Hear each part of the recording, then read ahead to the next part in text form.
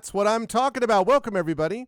Welcome all. Welcome, Arvanauts, to the amazing, the awesome, the incredible Dragonbane. It is a Tuesday. It is April 28th, the final Tuesday of 2026 in April, believe it or not. Hard to believe, but we're almost through April. I can't believe it. It feels like I was literally just yesterday making jokes about not saying Happy New Year anymore, and that was like months ago, and now we're like, closing in on, mid-spring, so unbelievable. But anyway, welcome everybody, and welcome to day 6 of Dragonbane, The Secret of the Dragon Emperor, an episode we're calling White Where We Belong. I can't imagine why we would call it that. Before we go any further, though, just a couple of reminders. Big day of streaming today, and I'll talk about it in just a second. If you haven't done so already, please follow us on the channel here. Please do subscribe. I'll talk about subscriptions in a minute. Please check out our YouTube with !ArvTube, which is available to you. Please join us. Subscribe over there. It's free for you to do that, but it really helps us out.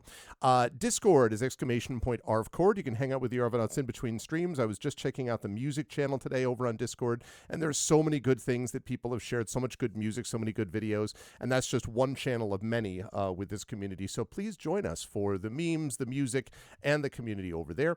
And of course, Blue Sky, !ArvSky, the microblogging platform of choice for me at the moment. Website for this, arvanelleron.com. Financially, !ArvShop, that's the merchandise area. You can get cool swag for yourself and cool stuff from the channel and stuff that supports the channel at the same time. We'll be expanding that with a couple more additions pretty soon. Also, the Patreon, !ArvTreon. You can get inspirations to help our tabletop players and a number of other cool things for you and for the channel. We're going to be making some updates in that too, although it's going to be a little while because I'm still way overwhelmed with work, but we're getting there.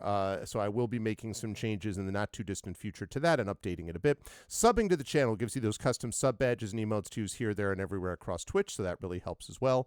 And on the publishing front, !Icarus, my graphic novel from Athos Arts, Library, Tales and Tomes, The Forbidden Library, my 5e adventure and sourcebook from Alligator Alley Entertainment, and !Greyshade. That's my Greyshade TTRPG. Well, it's several things. First of all, it's my Greyshade IP, Greyshade Renegade and Heretic, the Grey Assassin trilogy from Athos Arts. You can also get the audiobooks of Greyshade Renegade and Heretic from our very own Trent Sparks, about whom more in a moment. And you can also pre-order the tabletop role-playing game of Greyshade coming from Alligator Alley Entertainment soon, designed by our very own Brandon Bryan, the Rising Tides Hugo nominee. Thank you very much, Brandon O'Brien. And on last but certainly not least, !BLM, Black Lives Matter, important to affirm and assert the significance and importance of Black lives. !Help Now, the World Health Organization page on suicide prevention. Important to reach out to others when you need help and reach out to others when they need help as well. And !Ukraine, UKRAINE, to help the people of Ukraine as they fight back against an illegal and illegitimate war with bravery and courage, and send a message. We will do so for others in that situation in the future. Also want to send love and support to the people of Minnesota, specifically Minneapolis, that continue to fight against federal occupation. I look forward to the point where I don't have to bring this one up separately anymore, and we can just go on to the general battle against fascism. But at the moment, that is one of the focal points here. So continued love and care and thoughts to all the people who are inspiring us every day with the resistance against tyranny, and that are winning, by the way, that fight over time. So just let me get rid of this and let me turn on this. Let me just quickly say that we have got a big day of streaming tonight. Today. We have got Dragonbane going on right now. Then I will be over on GOG.com's Twitch channel at 4 p.m. Eastern for Pen and Pixels, continuing more of Evoland 2, excuse me, as we move into the final stages of that campaign. And then tonight I will be back here at 9 p.m. Eastern with our vocalists playing more Citizen Sleeper 2. And this is really important. Spread the word about this. A huge announcement from myself and Zach Clay tonight. Zach Clay and I tonight will be making a big announcement. It is related to events that happen in the world.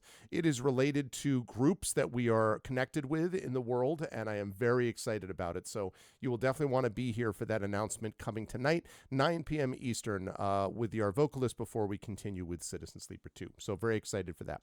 But right now, the time has come for us to hang out with the amazing people of Dragonbane. And so I'm going to unmute myself and apologize to anyone that I interrupted because I couldn't hear them.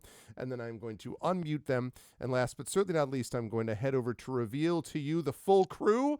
They have returned. They are all here. They are ready to go. Don't adjust your television sets. That thing you see on the screen is not at all Chuff being in one place while everyone else is in another. That's totally not. That's just a trick of the light. I'm sure it's an optical illusion. I'm sure that it's not actually Chuff facing down a That's terrifying how we light. resist Z fighting, like in video games, where Right. Totally. Yeah. That's the idea. This is the isometric RPG in tabletop form. That's all this yep, is. yep. Anyway, it's a great pleasure to have all these lovely folks with us. And let me start with the person on the top. Crocs, it's good to see you. How's everything going with you in your neck of the woods? And who are you playing today? Hello, I'm glad to be back. Yeah, my end of the woods. It's slowly getting warmer, finally. The cold season seems to be coming to an end. Fingers crossed. Finally. Finally took it long enough there. Oh, jeez. And I'll be playing today as Torio, our elven enthusiast for clubs and maces, I guess. Our club enthusiast, who currently is sitting at 4 out of 12 hit points because got clubbed around a bit as well, but we'll talk about that when we do the recap. But always a pleasure to have Crocs with us. Also a pleasure to have Tari Tunes with us. And I made a terrible mistake today, chat. When I sent out the Blue Sky post, I did not put the awesome splash screen, which Tari made specifically for our group. It's a terrible error, and I apologize unreservedly to all for having done that. So you just have to know that there's an awesome splash screen. I did use it last week. I just didn't use it this week, and my bad. But Tari's awesome, and Tari is back with us. So how are you doing, Tari? How's life in the universe with you, and who are you playing today? Well, first of all, thank you. And also, yeah, I'm doing good. Weather is better. Lots of sunshine the past days. Better. Had a lovely weekend, and also, happy birthday to the late and great Terry Pratchett. Yes. Who we all miss very dearly. I saw Rhianna Pratchett's post because she always posts on his birthday today. So yeah. It's like could use that guy. Writer of a generation, several generations. I couldn't agree more. Yeah, yep. Singular. Completely singular. I'm playing Hatea the Terrible, who is a duck mage, and definitely not evil. No. No, I mean, why? No. Terrible, as in spectacularly. Yes. Something is terribly delicious. Yeah, right. Wait. Do not eat her. Terribly fragile, that kind of thing, like sort of like that sort of method. Anyway, I'm very excited to see what Hatea gets up to today, and we'll see whether or not we can continue our streak. I was starting to feel like the guy who has been playing, his streak just ended yesterday. This guy won 31 days of Jeopardy in a row. And then just lost apparently last night or something. And so I was starting to think about whether we will actually get through every campaign session with Hatea having fallen to her weakness of being arrogant and annoying to people. So far, it's been 5 for 5. So let's see if we can get the 6th day for Hatea. Always a pleasure, though, to have Tari with us. Also a pleasure to have one Mr. Tren Sparks with us. Good to see you, Tren. How's everything in, as we always say, your neck of the woods, and whom... Or I guess I should say, what wolf are you playing today? Let's specify. It always seems to be the question.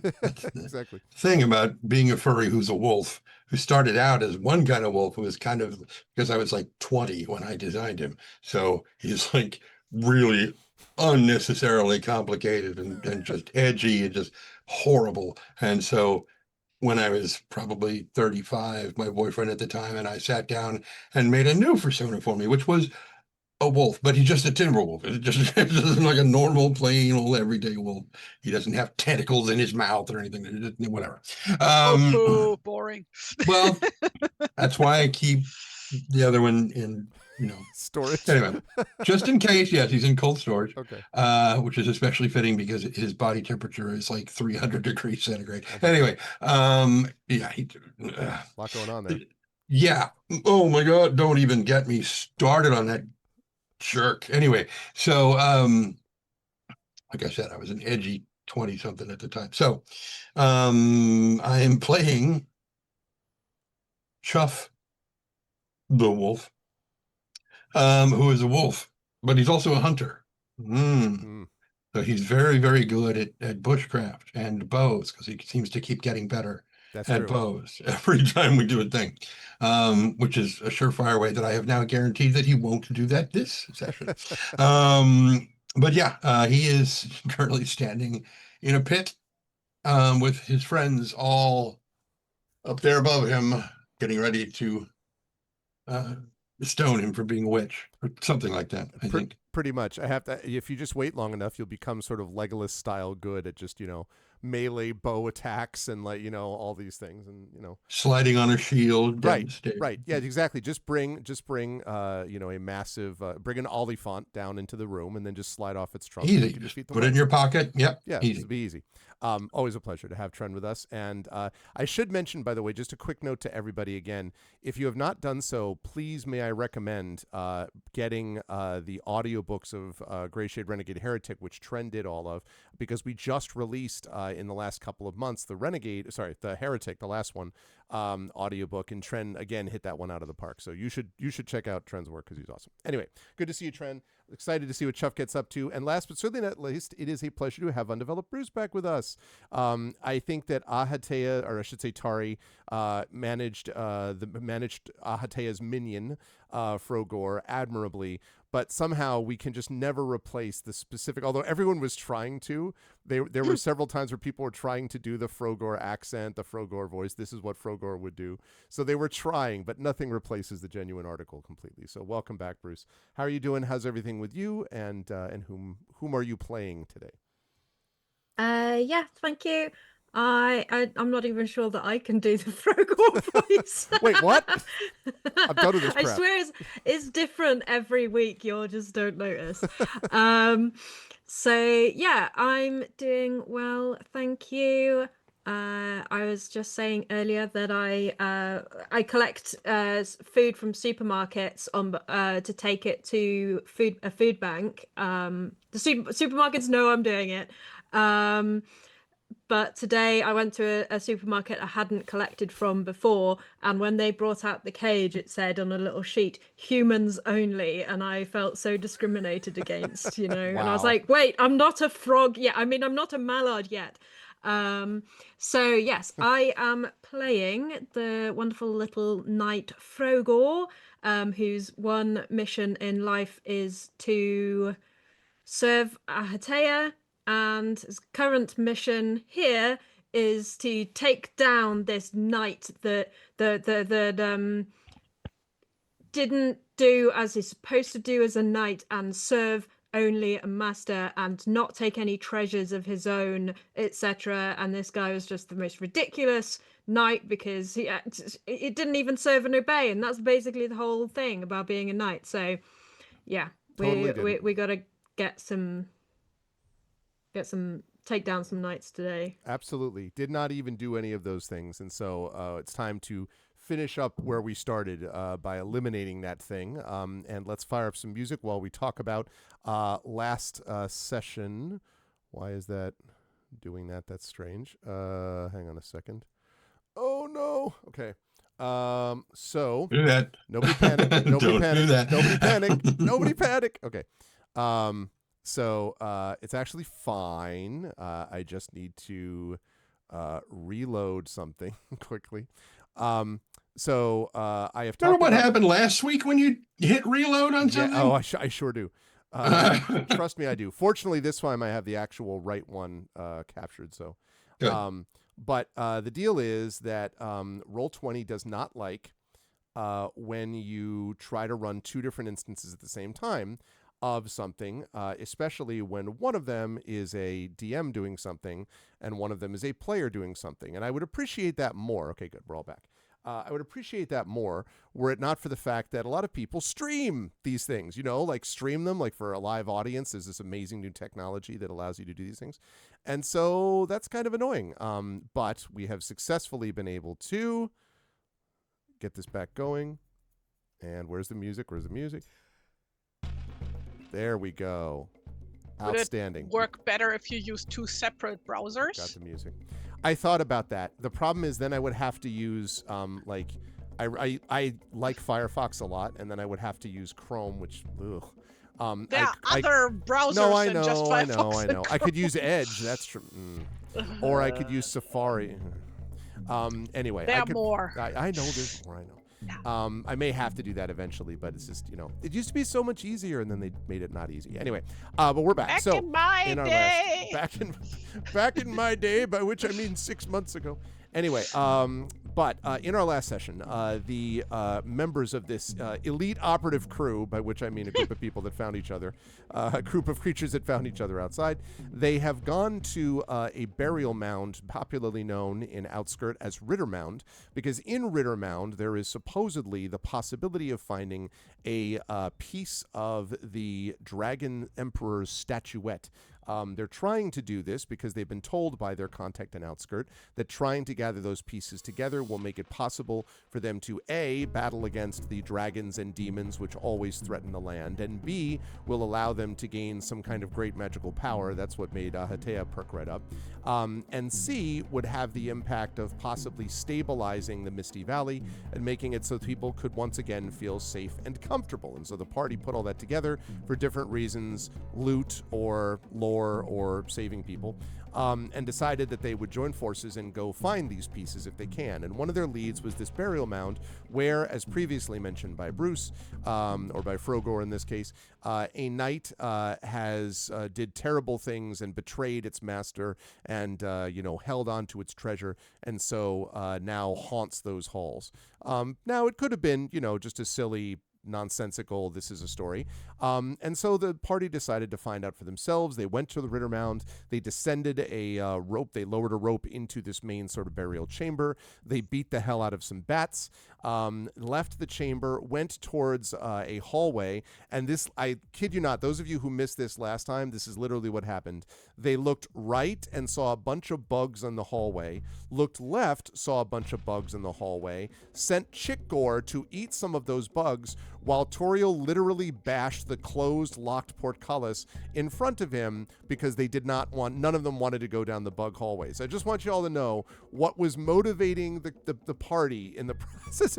There was no like, wait, maybe it's everyone was like, no, that clearly we can't go down the hallway with bugs. We're just going to beat the hell out of this portcullis. And they did manage to break through the portcullis, whereupon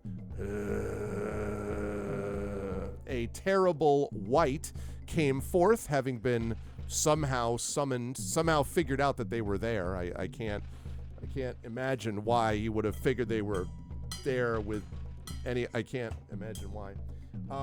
And came forward and battled them. The party was ready and willing. The wight was a little powerful though, and knocked Toriel back against the wall, I think 6 meters or something, and damaged with a sweep of the hand. Yeah, with a sweep of the hand, literally like Fellowship of the Ring film, Sauron in the prologue type of thing, right? Like just bashed him away. So Toriel is sitting at 4 out of 12 hit points. Ahatea is sitting at 15, and you might ask why? Because Ahatea did a couple of fireballs and then booked it the hell out of the place up the rope.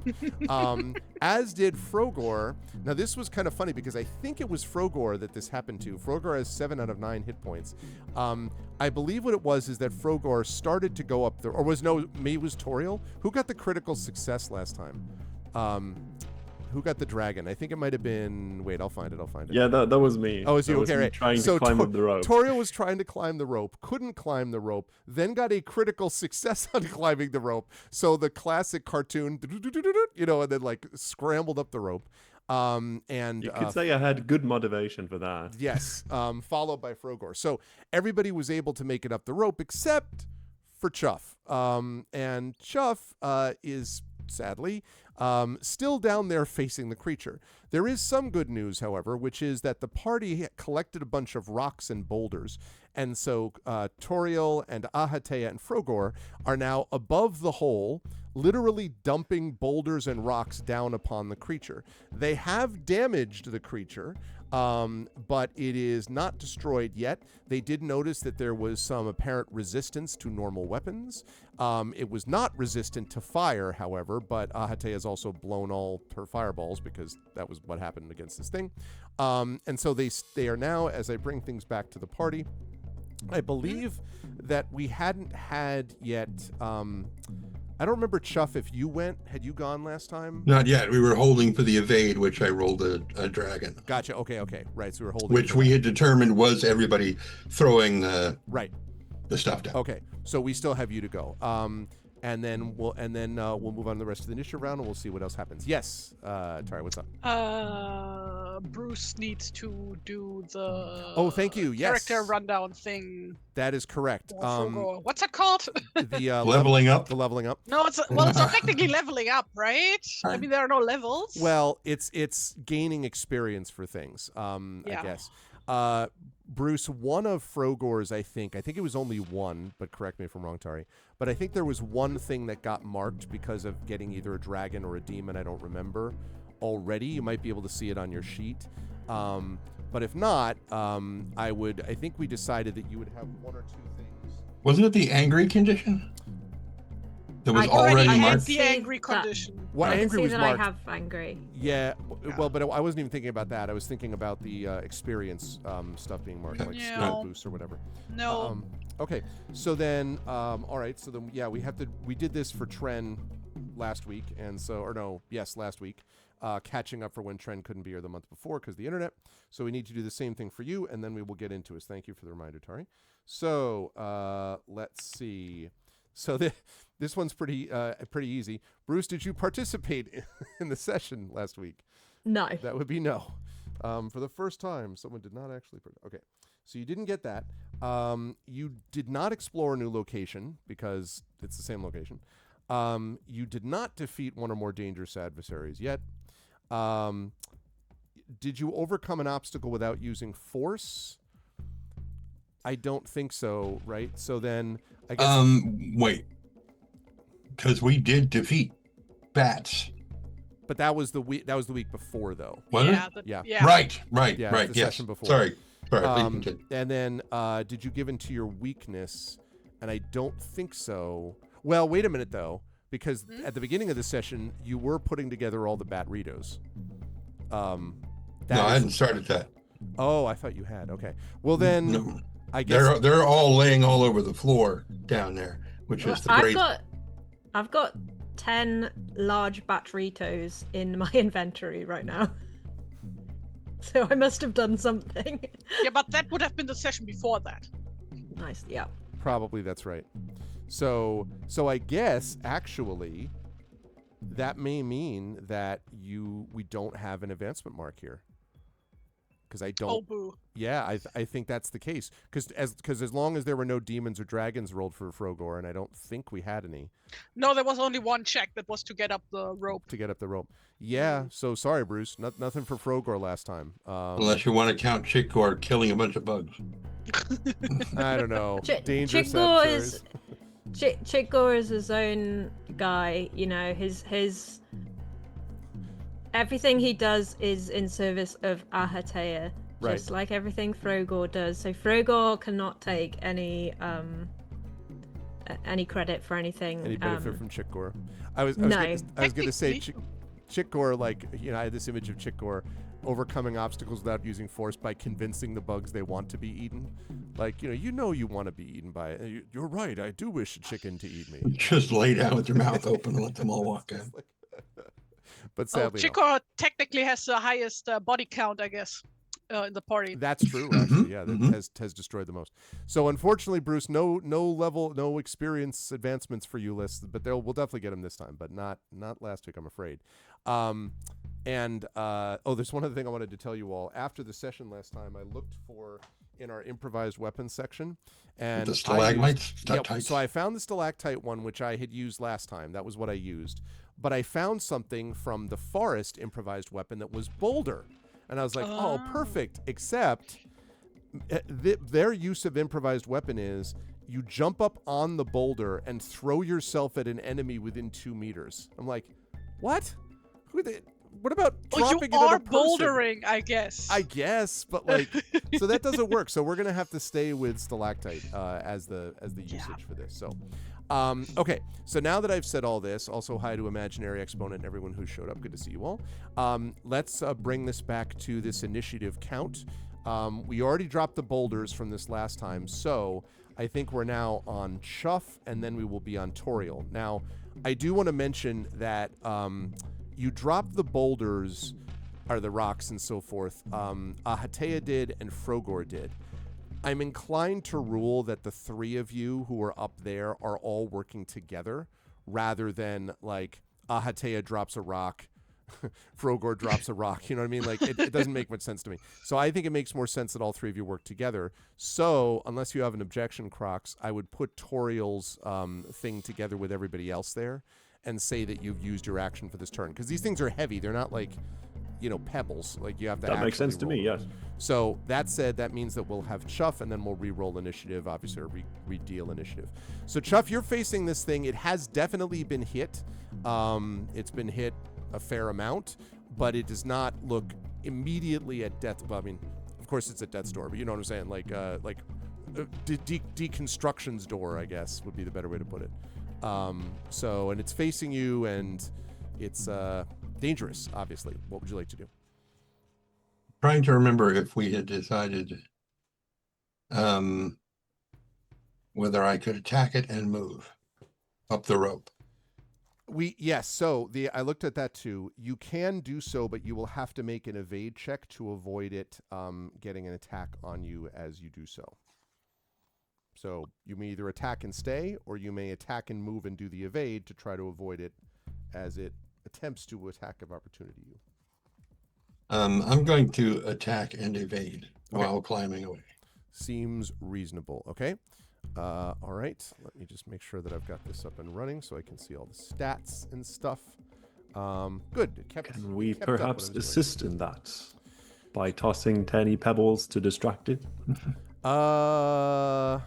Onto its banged and crushed up helmet. Exactly. Ding, ding, ding, ding, it is ding. a banged and crushed helmet, it's true.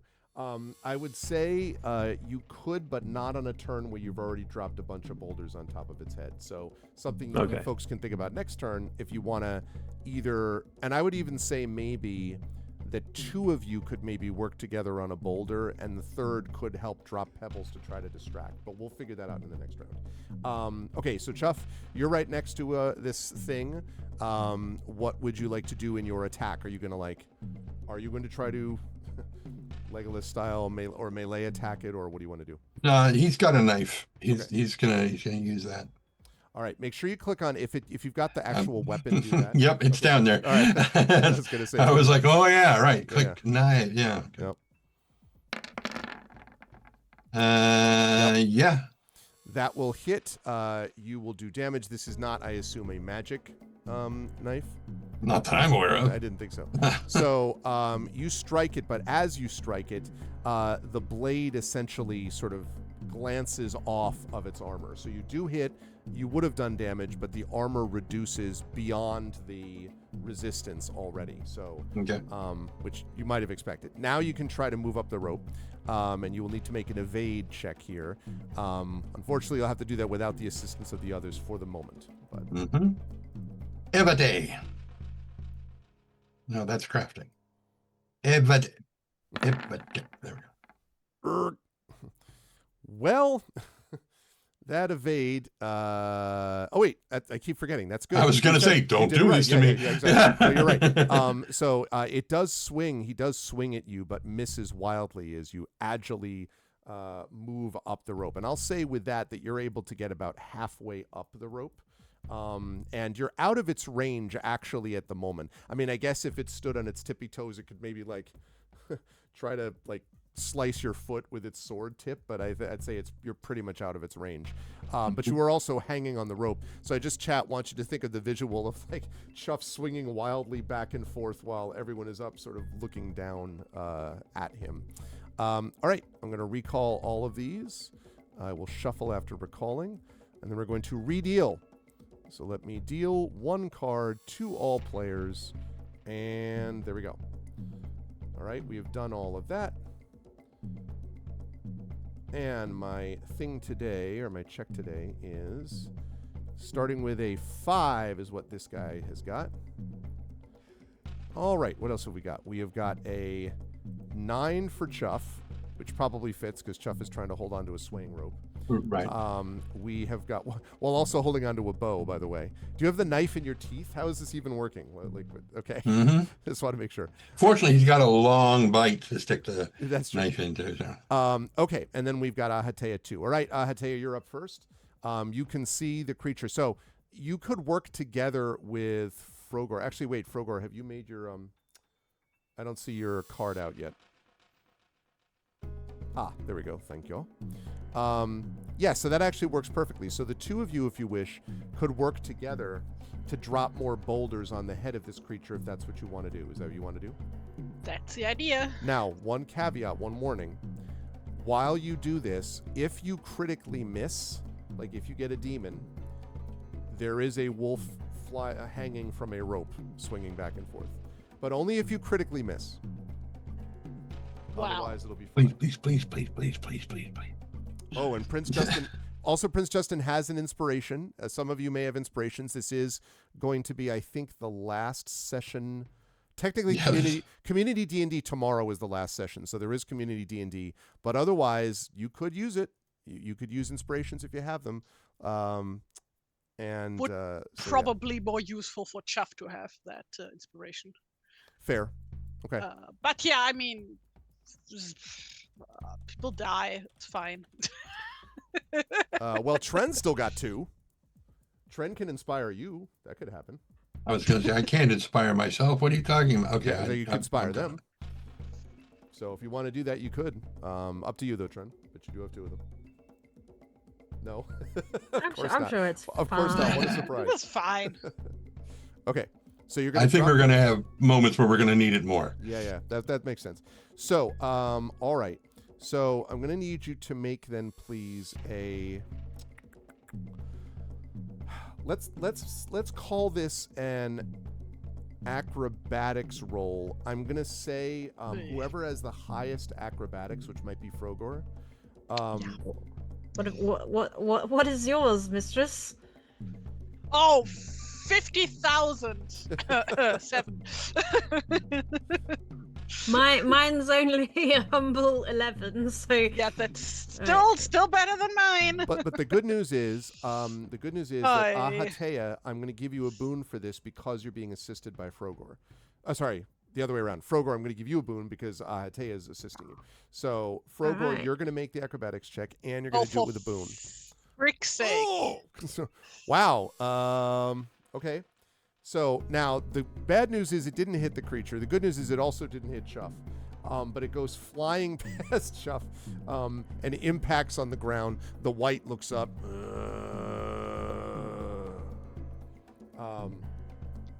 Glares, Alright, as always, balefully at you. Frogor would like to look balefully across at our friend the elf, as if it was somehow his fault. This was Toriel's fault. By the way, I should say that... Oh, I guess... Well, no, because he would have gone first. I should say you could push this roll, Frogor, if you want, I'm already angry. I don't You have want a to lot get of any more conditions. conditions. Okay, Yeah. that's fair. Okay. Stomps his foot and balefully looks over at Toriel. Yeah. That is fair. Toriel is going to be assisting Chuff to try to escape, theoretically, if I understood the plan correctly. Okay. Yeah. Okay, so the let's see, what is the white going to do? He's going to start climbing the rope. Shit. No, the white doesn't do that. But what the white does do... So the white It comes set over the here. rope on fire. No. No. The white comes over there and with a bony hand grabs the rope and starts to pull it like a bell pull. And so Chuff is like as the white is trying to shake you off the rope. So that brings us to Chuff and, well, specifically Tutorial. But since you two are helping each other, I'm going to have you on the same initiative, basically. So, Chuff, you are going to be. This is good news, though, because I'm going to need you to make an acrobatics roll to get the rest of the way up. However, you would have been at a bane because of the thing pulling at the rope, were it not for the fact that Toriel is also assisting by throwing little pebbles down upon the creature.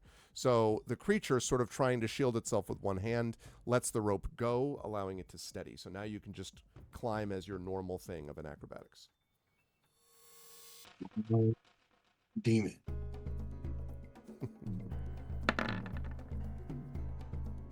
Nope. Close, but you do manage to get up the rope the rest of the way. Okay, so you're now standing on top of the... I'll just move you over there quick. Better than I ever did. There it goes. I'm still standing. Okay, so you're now back up at the top, and you're all looking down at this creature. Okay, I'm going to recall, I'm going to redeal, and then we're going to talk about what you all want to do now that you were above this thing. And we're going to see what it tries. You don't know what it's going to do in its turn yet, but we're going to see. Draw one card, all players, and deal. Okay. Nice. I drew a 10, which means it's going to go absolutely last. Alrighty. Chuff is up first. It looks like Frogor is second, I think. Or no, that's Hatea? Or is that Frogor? No, that's me. Okay. So, okay. And Frogor has got the 3. All right. So initiative, all good. All right. What do you people want to do? This thing is down there sort of staring up at you. What would you all like to do? Same idea, same plan as every night. Throw boulders. Throw boulders. Is that basically the idea? Yes. Unless anybody has a better idea.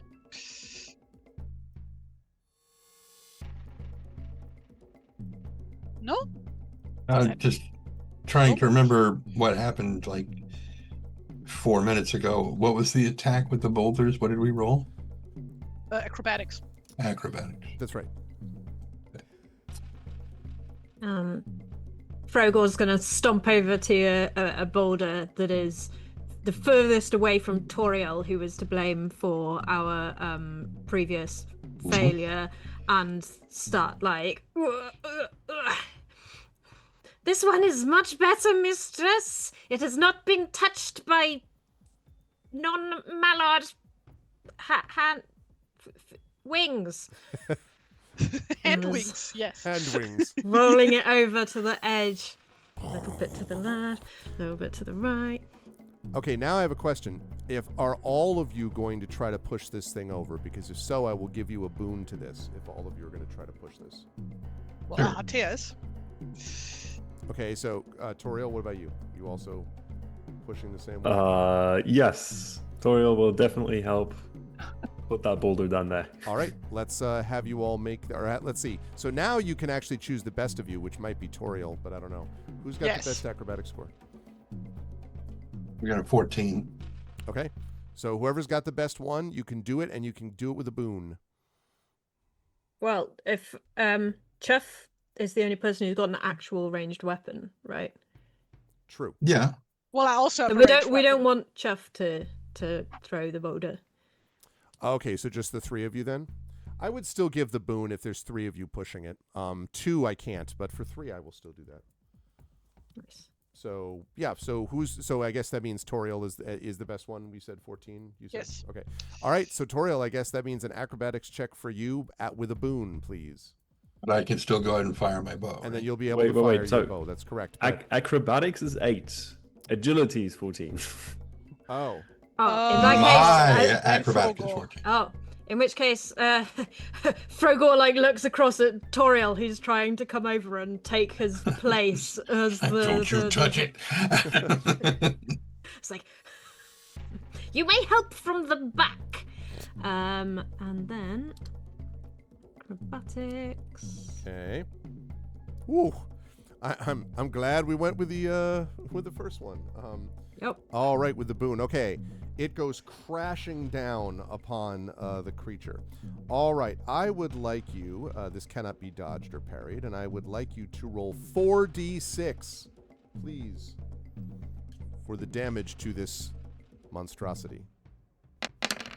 17. Woo! Okay, 15. Youch. Okay, Ah, it sorry, slams. you rolled twice. So 17 was the first one. Yes. Oh, Oh. well, let's go. All right, so then that's okay. Yes. Okay, it now looks as the things slam into it. It looks now exceedingly hurt. You've slammed into it. It is not yet destroyed, but it looks quite hurt and is kind of staggering around a bit. Its helm is now like almost comically over its eyes, although it doesn't appear to need its eyes to see because deadly white ghost thing. Okay. Go ahead and shoot it then. Well done. Yeah, then shoot her. Shoot it. When I get out of bed in the morning, I'm also deadly white. I see what you did there. I actually once almost gave one of my roommates a heart attack back when I was a teenager at the orphanage, because I used to dye my hair black back then, and I was even more pale back then. I was also really skinny back then, so I always had these. Oh, and also never took my properly took my makeup off before bed, so I had these deep black eye rings under my eyes, and And you I walked basically around looked going, like the girl from The "Doom." Ring.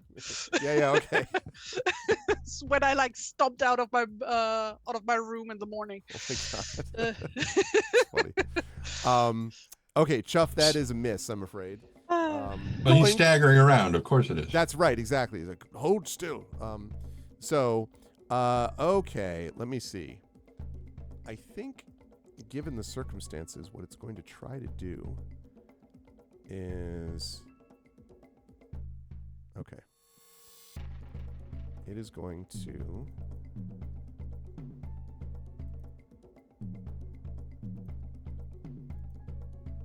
Okay. So it grabs the rope. I'm gonna roll this one. I'll do live. Okay. Nope. It grabs the rope and attempts completely unsuccessfully to climb. It sort of pulls and pulls the rope down. You can feel the thing creak slightly, and it is not successful in climbing, and so it just reaches an arm up in your direction. Oh, mangy kids. I would have gotten away with it if it wasn't. Okay. All right, we're going to recall all. We're going to reshuffle. Now we're going to deal. And let's see what happens as it sits down there. Okay. And, all right, this time slightly better for him than last time, but not by much. Okay. All right, Chuff with the 3. Toriel with the 1. All right, all right. We got Frogor with the 9. And Ahatea with the null set.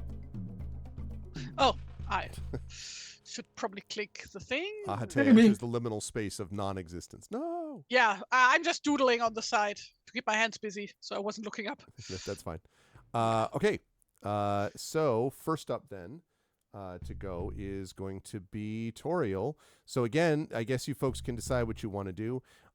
There are a few more boulders up here. It's fortunate for all of you that rubble tends to accumulate over the years. So there's a fair number of these things. So I guess the question is, again, it looks like you all except Frogor have initiative ahead of the white. So the way I would rule this is, if you want Chuff to be able to shoot again, Chuff, you could switch places, basically swap out with Frogor. Take the 9, Frogor could get the 3, and then the 3 of you could try to push another boulder down upon it. If that's how you want to do things. Or you don't have to, but... The thing is that I also have a ranged weapon, so it may make okay, more well then sense if I actually use that one and you guys just push boulders. Okay, up to you. Hi, Big Boss. That works for me. Bruce. Frogor will allow the mistress to do whatever it is that she desires, She is the most intelligent and terrible of mallards, so... Well, she is, but I'm not. Very important distinction. But yes, okay. So So in that case, how about you do the boulder first, since Toriel's got the 1. Yeah. So Toriel, Chuff. So again, this would be Frogor again, I guess. And then well, Mama? let me think about this though. Yeah, but if you're gonna do that though, because Frogor got the 9, Frogor would have to swap with someone that's below. I get. So, do you want to swap? Basically, Ahatea, do you want to swap with Frogor then? Because Yes. okay, gotcha. All right. So in that Or case, it, yes. it might not be that, like, if we've got 2 people who can make ranged attacks and he's not looking very healthy, those people could just do their ranged attacks, and It just means the Toriel and boulder I would be can- without a boon. That's all that would mean. Is you just push the boulders. You could do that if you want. Sure. we'll see what happens. Wraith take its turn, and if we need, Frogor can try and push a boulder afterwards. I'm sure you've got it. Oh, It's just you need not lower yourself to bouldering. So, but if that's the case, then do you want so right, so that you're switching up with them. Okay. So then in that case, yeah, then so Frogor, then which 2 of you then I guess are going to push it over is my question then. Cuz Chuff and Ahate are going to be ranged, right? So if you're going to do that though, you would need to switch positions, or you need to wait until, is that what you want to do, Frogor? You want to wait until Just wait until after the Wraith's turn to see if, okay. you know. So then, Toriel, you got to hold on your action then, until that time, if that makes sense. Is that cool, Crocs? Sure. Okay. Yeah, makes All sense. right. Then, Chuff, you fire first. Ahatea fires second. Ink. Ooh, would have been a good Miss. hit too. That is a miss. Do you wish to push yourself? Not yet. Okay. So doink off the bottom. Okay, that leads us to Ahatea, who gets a ranged attack as well. like vaguely remembering that there was like a way to regain willpower points mid-battle at like the cost of something. I think that was like Cost of life points. Yes, there is. yeah. Oh god, I need to find it again because it might even be smarter because I am at full hit points. So Let us make sure about the willpower points. Okay, hold on a second. I will find it as well. This is useful to get willpower points back. Spell, if spell. I remembered what page it was on.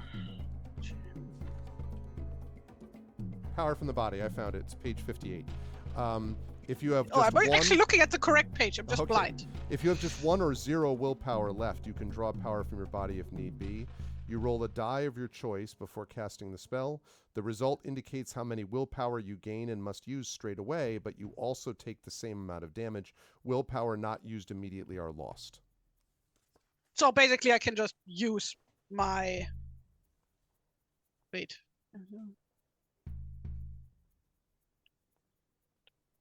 Ah, okay. I see. Right. I need. Wait, where's my Grimoire? For a fireball, I need 2 PP. So I guess I'll roll a d4. Okay, that makes sense. Do you have 1 or 0 willpower? I have 2. Oh Can't- wait, I can't have do 2 it then. willpower points. If you have 2 willpower points and you can't do it yet, you have to. Right. No, the issue was that I was out of spells. Ah. Eh, Can't help you with that. Oh, that's right. I can't regain spells like that, right? I don't believe so.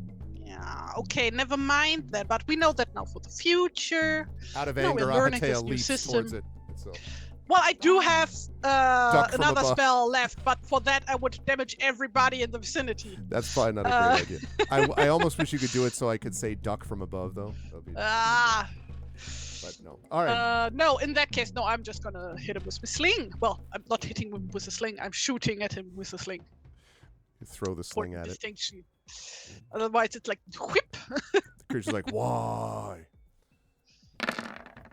Nice. Oh, Yep. that's a hit for. Very palpable Very hit. palpable hit. Yes. Okay, so now 12 let's see. damage. So 12 damage. It is not as effective as you might have hoped because, again, Yeah, I non-magical. figured. But even counting for the armor, that still hits. You strike it, would you say you strike it in its like one visible eye socket, maybe? Well, it wasn't a something like that? critical, so. Yeah, so it still hits it though, and sort of again looking exceedingly hurt. Like I said, not quite dead, but staggering around. So good hit there. The creature is again going to try to climb at you, and we do mean climb. Okay, let's see what he gets. Okay. Does Chuff not get a turn before the creature? I shot first. I got a 16 Shot over first, yeah. 15. Oh so- yeah, sorry. Okay. Thank you for checking. All right, so it does do that. All right. It begins to climb. And you see the glowing green lights of its eyes getting closer and closer as it climbs up, just sort of without hesitation, not fast, but without hesitation towards you as it climbs up the rope. Okay, that brings us to boulder time. So we've got Frogor and we have got Toriel. And now I think Frogor still has the higher acrobatics, I believe. Yes. But, and I can't give you a boon, unfortunately, for this because there's only 2 of you. So just have to push it, hope for the best. Yeah. Frogor's gonna like really put his shoulder into it, channel his anger at the poor Toriel just seems to be catching the butt of right now. You just yell at Toriel for no reason. Oh, okay. Ah, Yes, that will. Boulder Gore, go for That will the hit. mistress. So you're going to do slightly less damage because it's higher up on the rope, but there may be a different effect based on him being on the rope. We'll talk about that in a minute. Please roll 3d6 for this to see the damage it's done. For those of you who play World of Warcraft, yes, there is a place called Boulder Gore, by the way. Oh, yeah. Boulder Gore. Okay, 5. All right. So it does not get destroyed. It does hit it. However, it now has to make a roll to stay on the rope. Because it has just been hit. So let's see. It's going to do that. Wow. So it epically somehow not only dodges the boulder, but actually climbs up so that now its face is just below the opening of the opening of the where you're looking at it. So it's only now, I don't know what that would be, a meter or 2 away from you as we move to the top of the round. Exceedingly hurt, bashed helmet, and so on, but not quite dead. Okay, shuffle. But now it's a melee range for everybody. That's true. All right, all players and deal.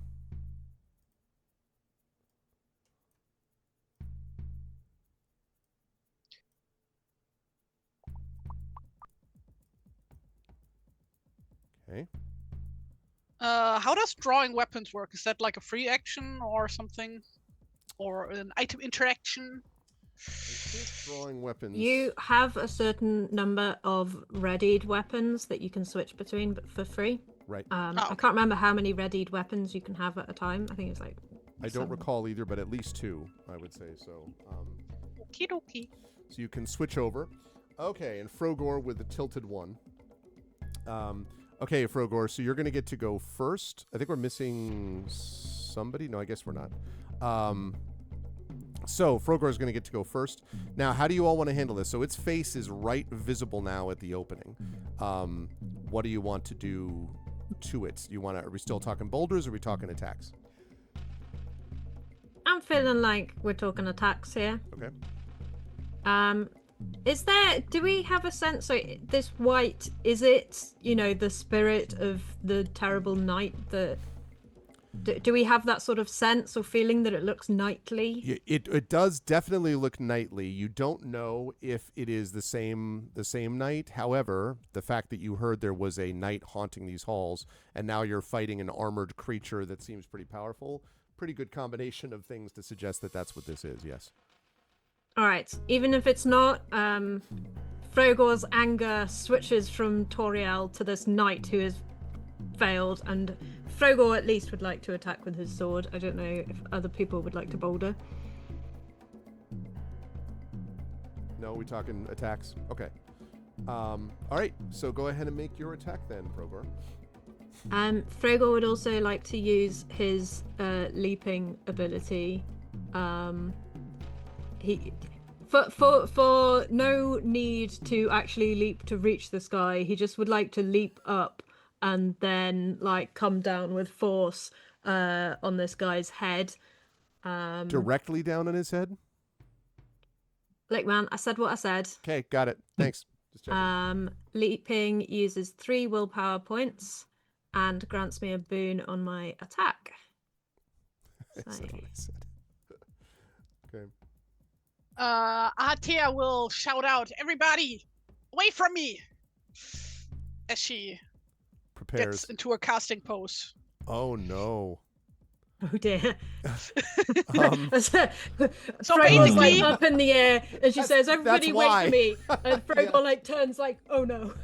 Right, somehow Basically, twists the and idea jumps. is you all hit the guy, then book it.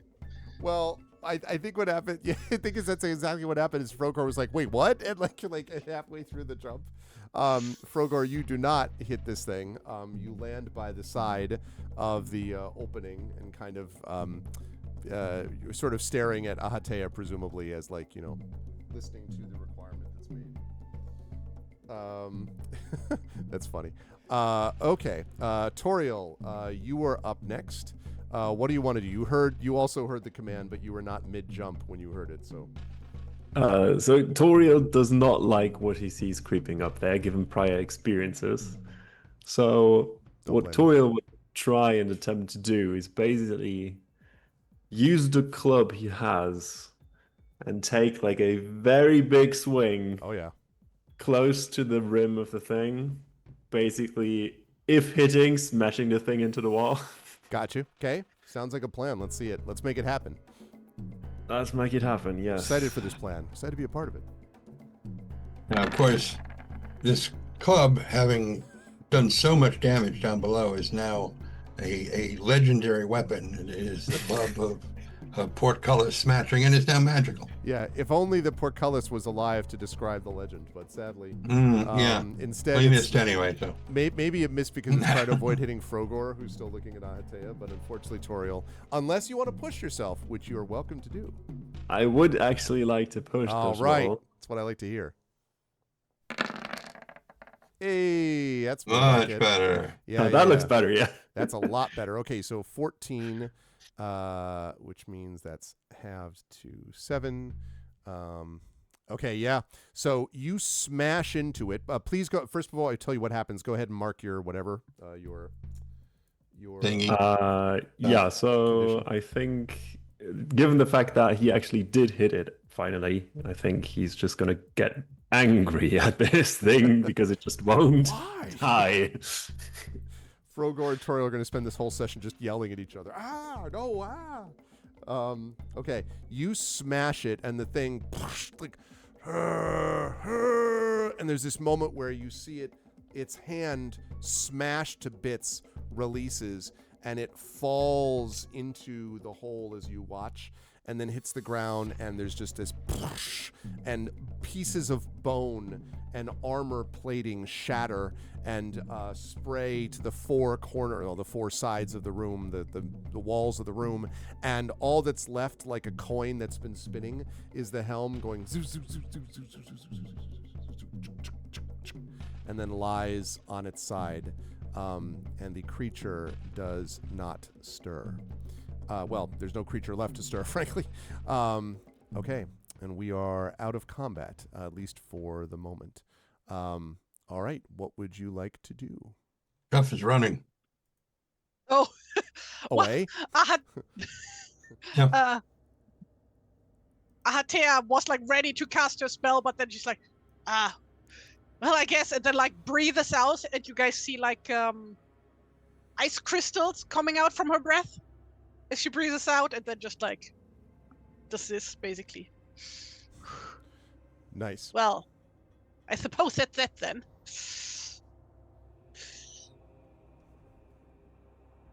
Well, Toriel proceeds to peek over the rim, and basically, after seeing that thing does not make any attempts of moving anymore, just shouts after it, "You better stay down there!" There are a lot of little finger bones on the ground. You don't see anything moving. Nor do you hear the scraping sound I previously described. Can Ahatea make an educated guess as to what exactly this creature is? Sure. Let me have you make. Myths and legends. Yes, I think Myths and Legends is a good one to make.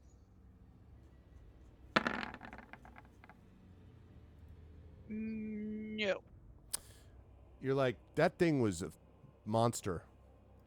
That was threatening. It's definitely a threat.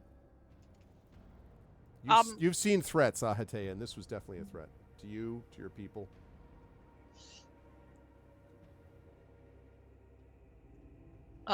Yeah, she goes to sit down on one of the boulders. It's like, well, I need a break.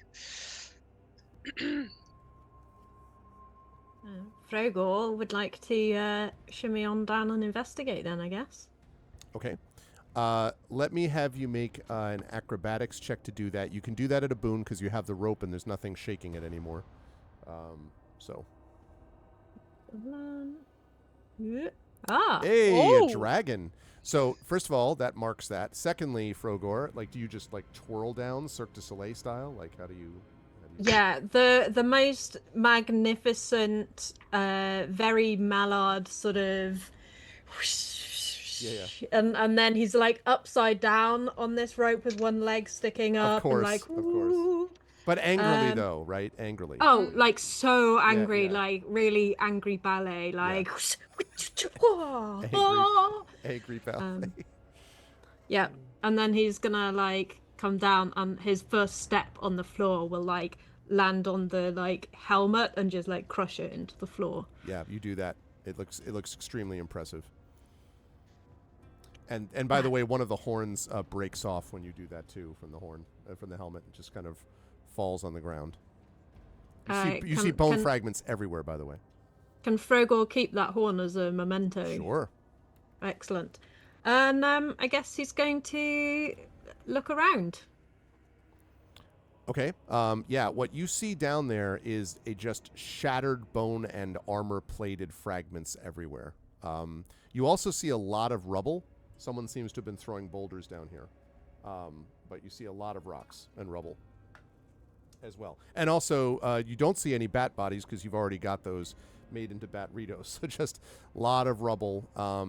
And then you've got, of course, the hallway ahead of you right over here. Like here. And there are hallways again left and right. The same thing I previously described, but actually since you were not here for that, I will say that to both the west and the east are this chilly air down here still, and there are slithering roots and worms and centipedes hanging like stalactites from the ceiling and crawling along the ground, making them slippery. In front of you, though, right here, you can see... Oh, sorry. I forget Chad has to see it this way. Right here, there we go. You can see a room, a destroyed portcullis. Someone seems to have broken it. And there's a small room beyond the portcullis. You can't see it super well, but there are burning torches on the walls. And if there are torches on the walls, they have to be magical somehow because, you know, this place has obviously been abandoned for a long time. And you also think maybe you see someone or something sitting at the far end of the table, Frogor, in that other room. And by the way, I will bring... Oh, there you are. I was wondering where you were. So yeah, you're right now. You're actually in the wall, I think. Yeah, I can't get inside. Oh, okay. Here you go. There Thank you you. are. So yeah, so you can see if you want to move up to here, you could see it. First, I'll mention that there are two guards here. It looks like one of them might have had a spear at one point, but the spear is gone. Also, there's a lot of rusted like armor that's kind of half broken off and so on both of these, mummified creatures. But beyond this is a small room with an oak table in the middle here.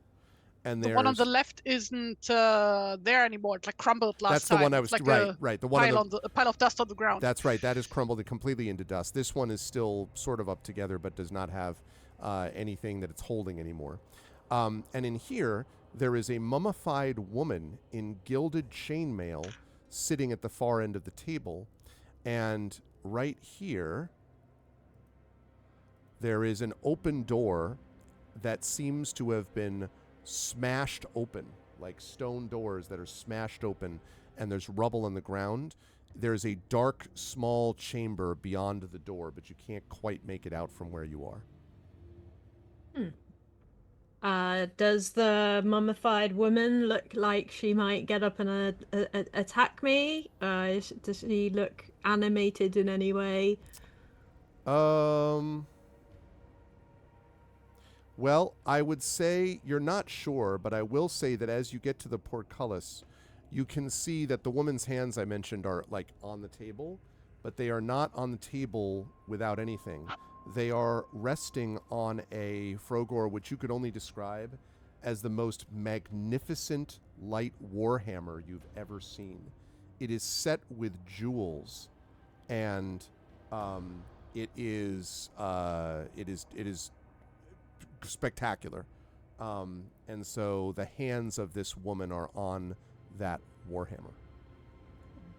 Frogor would like to go, hello? Are you awake?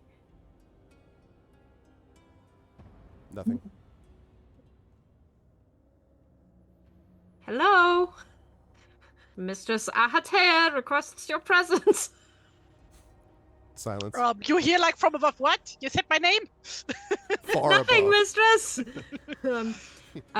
Frogor's gonna sneak back over to the hole and call up to Toriel. Toriel! There's a really nice hammer down here. I see. Though Toriel would love to go down immediately and have a look. I think he's currently taking 5 to get at least some of his health points back. I thought you were going to say Coward! He angrily yells back, "Great! I'm glad you found it. All right." You're still like, Yeah, thanks. something like that. Just give me a minute. Fine. Just resting. Right. In that case, Frogor would like to go back to the door and release Chickgore, the renowned treasure hunter. Okay. To go and dig up and see if there's any treasure in there. Peck at it. /trap/danger. Right. I was going to say, now, are you putting Chickgore going on the table and like pecking at the warhammer? No. Frogor's staying. He's not stepping foot in the room. Right. But he's like reaching out and placing Chickgore on the floor and like sliding her across into the room. Like, go forth, treasure hunter, find the treasure. Right. But what I meant was, is Chickgore in the doing of that going to jump on the table or just going to kind of look around like on the floor? Oh, I can't control what Chickgore does. Chickgore is not a trained chicken in any way. Oh boy. Okay. I guess. I don't think chickens like going on tables. It's fair.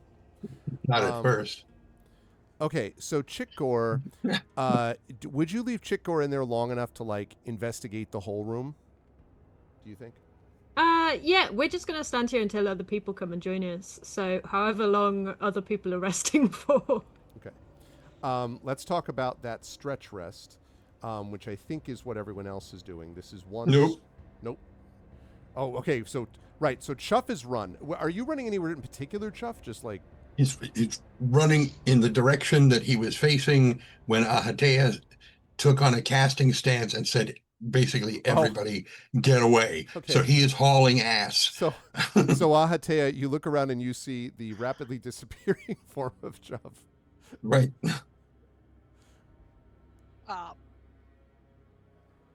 So she notes to herself, well, I guess at least he listens to what I say, which is good.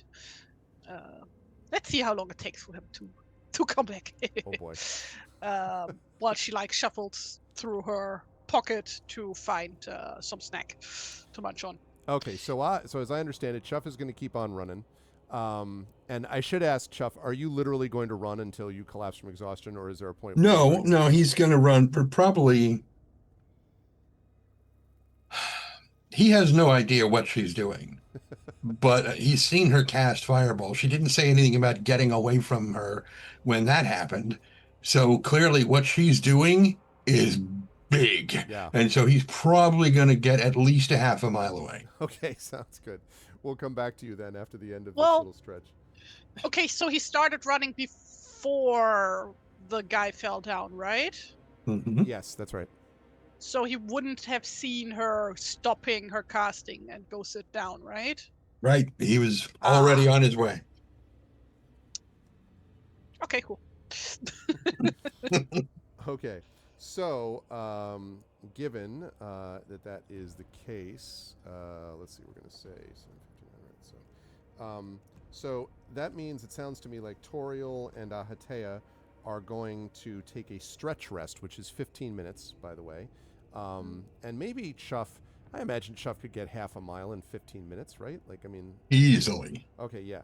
So I would say at the end of it, well, probably you would get to the end of it and then not seeing anyone. Am I guessing, Chuff, that you would turn around and start walking back at some point, slowly? And not hearing anybody. Yeah. Ooh. So he... Oh, wait. he... Shit. I did not mean to click that. God dang it. So at a quarter mile away, he's back down in the mist, right? That He's- would be the case, yes. Yeah, so he can't see anything anyway. Right. But he doesn't hear anything terrible. Mhm. Horrible. I mean, if Ahatea called out, he'd probably hear something terrible because it would be her. But not hearing anything, he's going to kind of, turn and, pivot the ears to try to see if he can pick up anything. And he'll slowly start working his way back to the edge of the mist, where kind of climbing up onto the mound, which if there's nobody there, if everybody's down inside the thing by the time he gets... They're probably not going to be because, I guess we'll find out. All right, so I know what you're doing. Let me find out from them, and then that'll make sense. So, as you're on your way back, Toriel and Ahatea are going to be trying to make.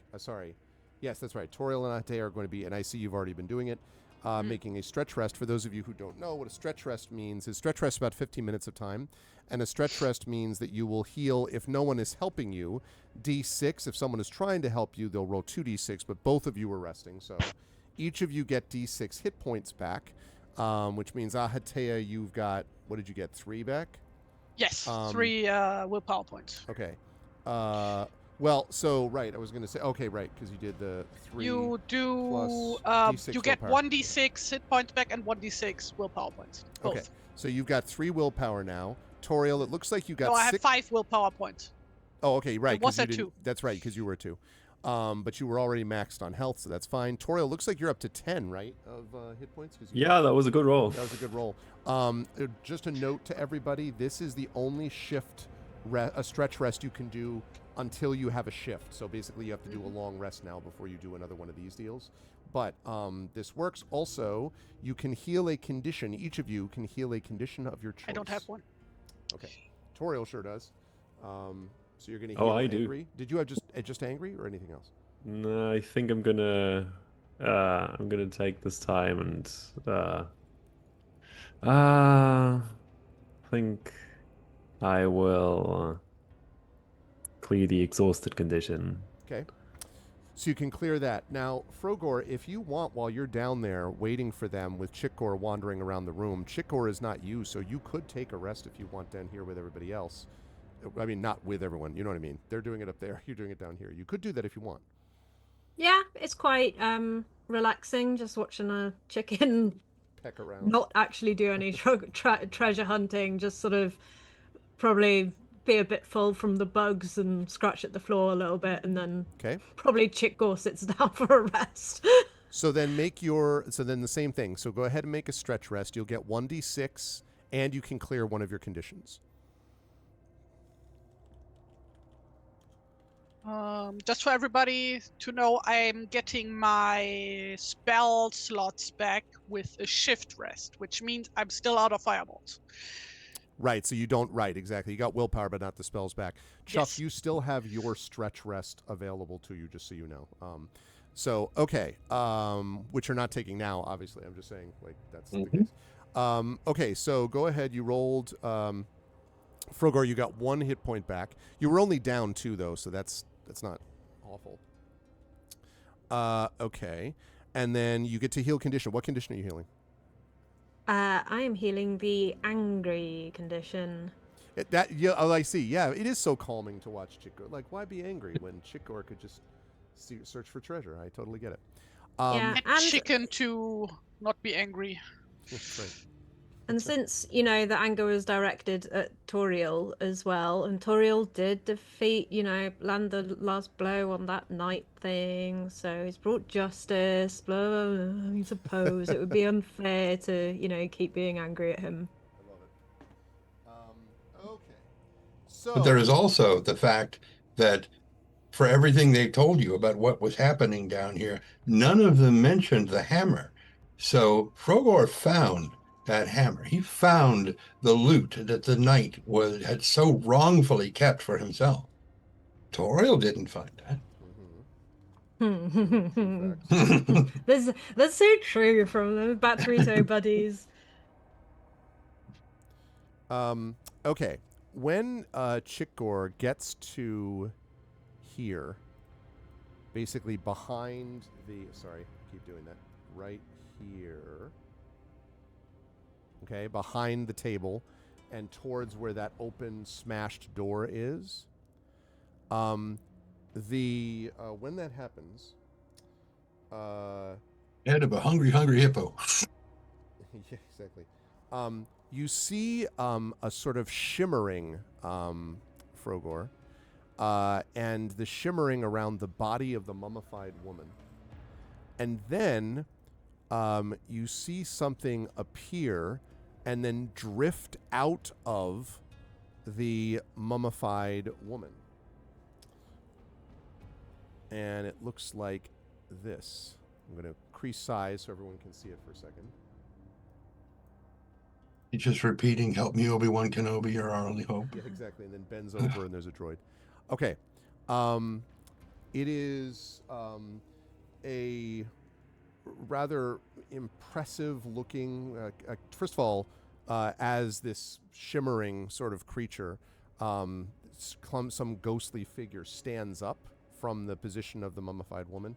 You can see that this is a translucent, sort of faintly blue, shimmering phantom of a tall warrior maiden in full-length chainmail and a gilded headband. And her face looks sad and dignified. And as she stands and looks around, looks back at Chick Gore and then says, Kias nomenesh kal jest gimkalesh, akes komen genigyon spalet. Chick Gore goes, Bagog! Chick Gore, did you get that? Chick Gore! Kolem bianiska, kom skila hash kaspiol. And just sort What's she saying, Chick Gore? Bagog! It's gonna turn around up, and not move, but look back up and go, Mistress, terrible mistress! There's somebody speaking strange words down here, apart from me. Kolem bianas konkal abien kosplo. She's saying, Kola blenos, kra, putsleno, bo. Get in the buck, buck, buck, buck. That last part might have been Chikor. Mekaleka high, mekahini ho. No, So it does not do Atia that. gets up from her boulder, shuffles over back to the hole, sticks her head down. It's like, huh? What? There's a woman here. She's saying, Paka Chaka me Bukwa. What's Packard? Packard! You hear Just down. give me a. Oh wait, I'm not doing the list. Just give me a second, and she starts to shuffle down the rope.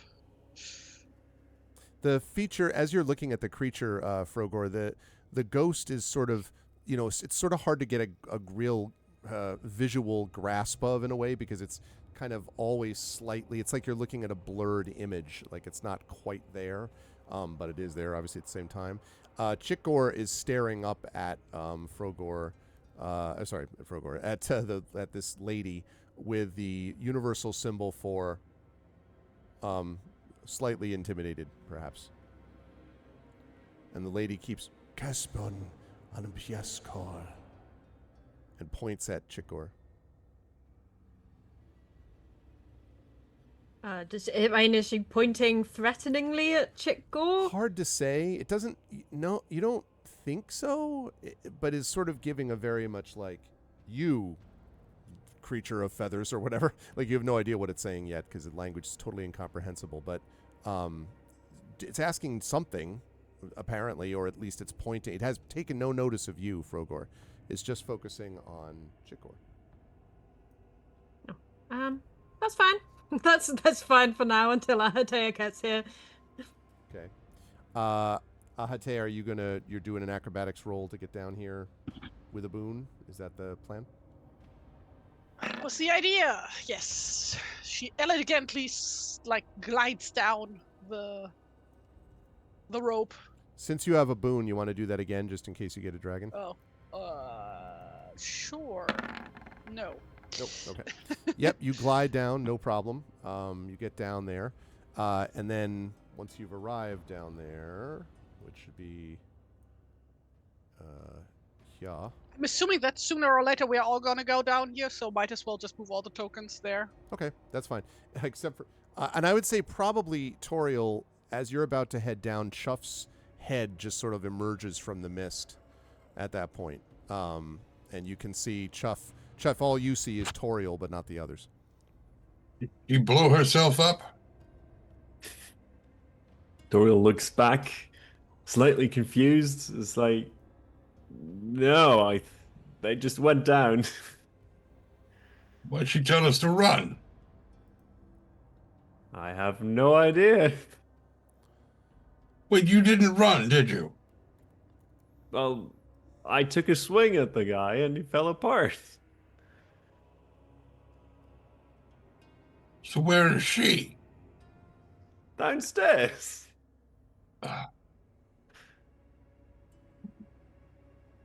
So he starts heading up the mound to move over not too far away from Toriel. And so we're going back down then. Toriel is slightly conflicted thinking about that. It's like, I guess if you want to, otherwise I'm fine staying up here waiting for them. I mean, we're supposed to get some material for that blacksmith back in town, right? You're probably right. To you. Well, with that, Toriel hesitantly wakes his way over to the rope. Okay. Still, obviously not too comfortable with the idea of going back down there. So, okay, I'll need an acrobatics check from you. You can do that at a boon, and then I'll need one from Chuff. Same deal with a boon. Meanwhile, in the other room, Toriel makes it down, no problem. I suggest taking the wait. knot. No, wait, I take it back. Does not make it down with no problem. That's unfortunate. Whoops. Okay, so Toriel, you slide down the rope. I need you to make another acrobatics check. This time, not at a boon. Chuff will get one at a boon. Okay, so Chuff makes it down fine. Toriel, I need you to make one more to keep Maybe. from falling. Well, yeah, we'll talk about that. What I just imagined was Toriel getting his hand caught in the rope and Chuff just coming down on top of it. Yeah, you are going to fall a little bit, I'm afraid, Chuff. I mean, not Chuff, sorry, I beg your pardon, Toriel. Toriel, you are going to take D6 of damage, specifically 5 points of damage. Bonk. Ahatea and Frogor, you hear the sound of a coming from the entrance room. Followed by a loud complaint. Ah, that hurts! I should have said you could have pushed that roll, by the way. I forgot to mention, Toriel. You could do that if you wanted. Up to you. I know you just got rid of a condition, but I'm just letting you know. Okay. All right. I will not. Okay. All right. But good news is you're down there. You're down there now. It's all good. Yeah, Atea looks over as she hears a commotion. It's like, well, he's speaking. I guess that means he's alive. Well, onward. So where's this weird talking lady thing that you were talking about?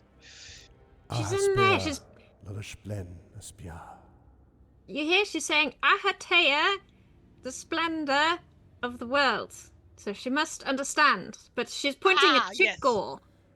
Kesblo anambiskila. Now, when you enter the room, Hatea, you can see this beautiful, or I shouldn't say beautiful, this impressive looking warrior ghost pointing down at Chikgor and speaking to it. Chikgor is either terrified or bravely staring it down, depending on your point of view.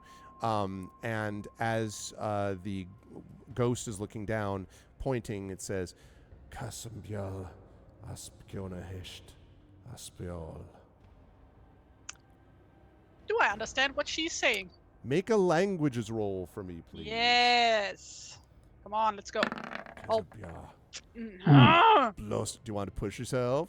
Yes. I'll tell you the terrible, I said.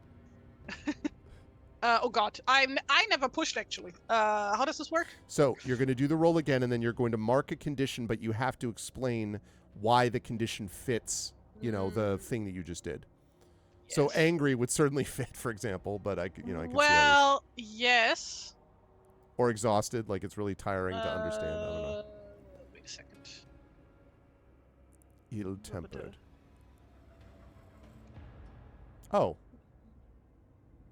Oh, no, it's when I get a boon to the roll. And also, isn't languages intelligence-based? Yes. Yes. So you can't use it for that anyway. No, yeah. I was... Like, the thing is, I have to click on the thing to tell me the text. Yeah, no, I get it. That's fine. New, okay.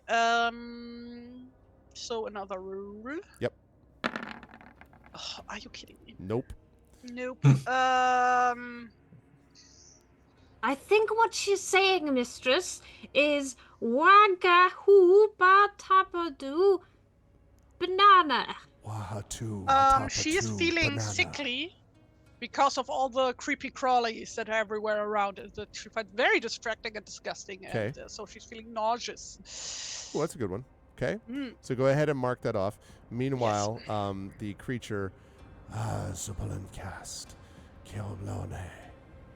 seems to get slightly closer to Chikgor. Frogor, please go fetch your chicken. Yes, mistress. He'll hop very mallardly over and just bend down very slowly while... As you do, the ghost fixes its, I wouldn't say baleful yet, but its eyes, its very stern gray eyes on you and says, Kyozalam kos paleskionesta. Go ahead and make a languages check for me too, since you're there, Frogor. Absolutely. Frogor is my God, so if Frogor smart. understands, but Really funny. It's like, doesn't. I'm going to be so angry. Oh, yes, it's the language. We're all good. Oh, it's so close. Do you want to push yourself? You want to push yourself? No, you don't have to. Yeah, okay. I'll You don't I'll have push. to. I'm not trying to bait you into doing it. No, it's fine. I think this is a really good mechanic. So, if I make myself angry and this is an intelligence check, will I get Bane to the reroll of it? I think we had that happen before, and you said that it doesn't apply until after the action Exactly. that made Yes, it happen. that's correct. Okay. Yes. He's gonna get a bit angry again. Toriel, he's just aware that Toriel exists somewhere. He just continues to be angry at Toriel when necessary. Is that the idea? Well, it's obviously the elf's fault. Yeah, I mean that. See?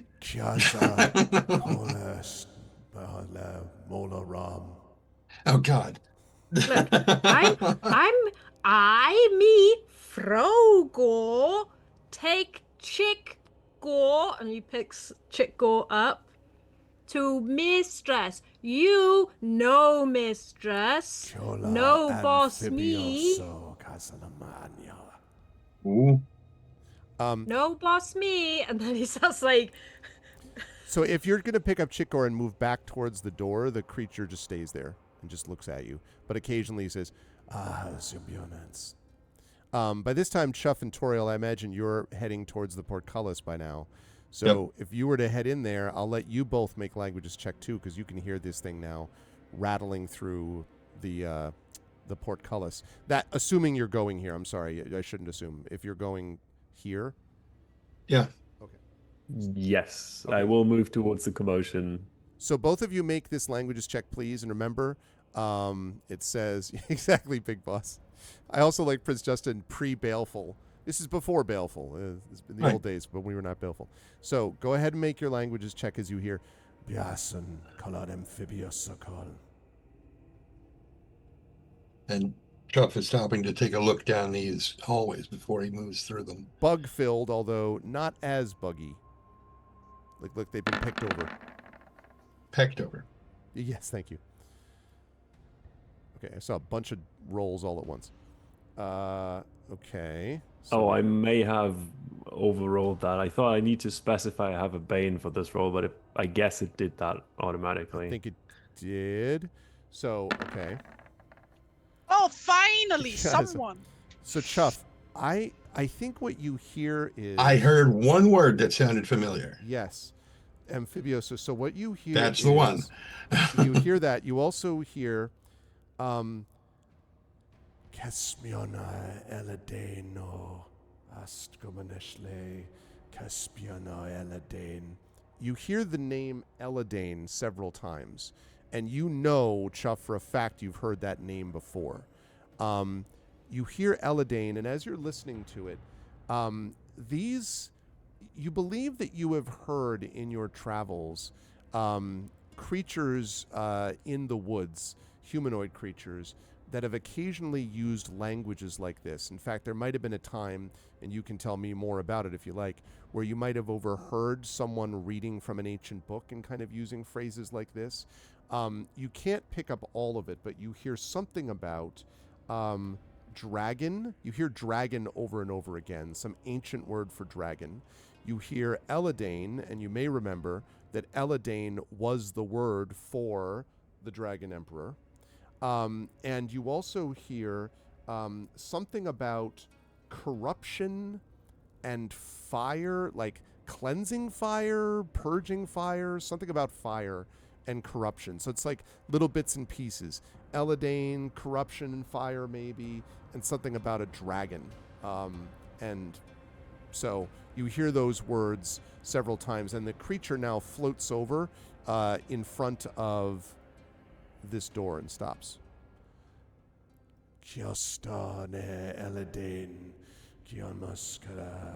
And is just sort of standing there. Well, Chuff begins to relate all of this information to everybody else. And there are points where he's mentioning that he thinks he's heard somebody reading that from an old book, and he kind of hitches in the middle of the sentence, like it's physically uncomfortable to him to just it was a book. I don't remember it clearly, but it was the dragon.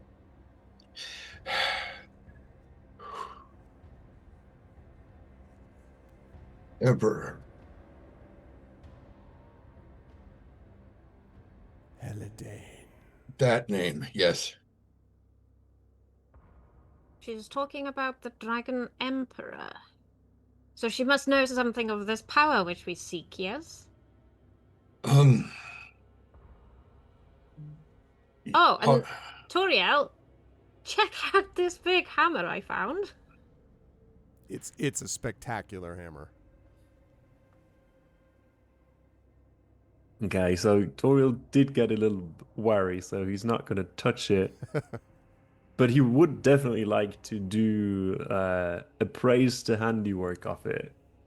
Like, does this seem like something that was used for decorative purposes, or No. is it actually a weapon that It looks like a is weapon. crafted in a meaningful manner for like everyday use? It sure well, yeah. I mean, it sure looks like it's more than ceremonial. That's for sure. And it is maybe the nicest like warhammer you've ever seen. The jewels that are set in it indicate also probably Toriel that it was custom designed. Like it wasn't just this is one of the, this is number 5 of lot 15. Like this is a one of a kind thing, you would guess, because it's not just ceremonial. Now you would need to pick it up and, like see all the details if you wanted. But from what you can see from distance, no, this looks like a legit, no joke, actual for use in anger weapon. Yeah, exactly. The decorations offer you no tactical advantage, Big Boss says. But it does look spectacular, though. And the creature again, yes, Eladane, and then points at the door. Like I was just about to say, yeah, Chuck's going to walk over there. At the portcullis. I should say the portcullis where you're standing, yeah. Not at the door. She's standing in front of the door, but she's pointing at the portcullis. But she doesn't, scream or yell or anything, but it's just, yeah. Well, Chuff is going to move in and kind of go over next to her. And she looks at you. Kasan Eladane. And he points to, indicates the group and points towards the door with kind of a questioning look on his face, like, do we go through? Doesn't move, but says, Kasan Ya Eladane, and points away again at the portcullis. Mm-hmm.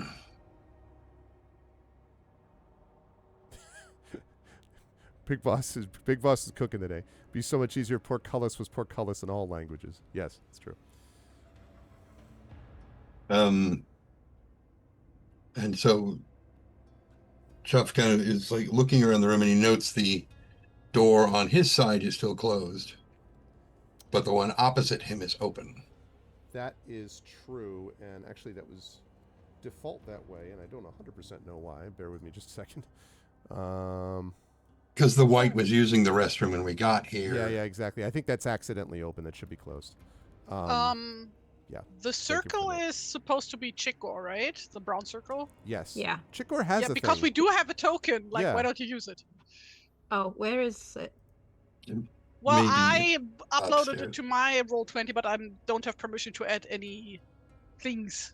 Did you send me the token, Tari? Yes. Oh, I okay. sent you all the tokens. Let me find it. Or alternatively, just give me rights to add pictures. No, I got it. The Earth. I got it. I will do just a moment. Hey, Oh, giant chicken. yeah. Okay. Chico had a lot of bugs. Oh, yeah. Okay, I'm going to give control of Chikor to the 2 people that are all about that Chikor life. And that's... Well, technically, neither of us has control over Chikor, so... Not yet, but you will. No, I mean, like... Well, I know, but... character. But you can move her, excuse me. Yeah, I mean, like, you're right. I'll give it control to Bruce, to Tari, and to me, so that we can all kind of work together, basically. I don't need to put a nameplate. We all know who that is. Okay. Right. One okay. and only. There's Chikor. All right. So, yes, you can see Chikor now standing there, looking bravely / terrified. And the creature, again, pointing away. Asamigala Eladane. Pointing at whomst? At the portcullis. At the portcullis. Where we came in. Right. Ah. Do you think she's trying to tell us that Eladane went that way?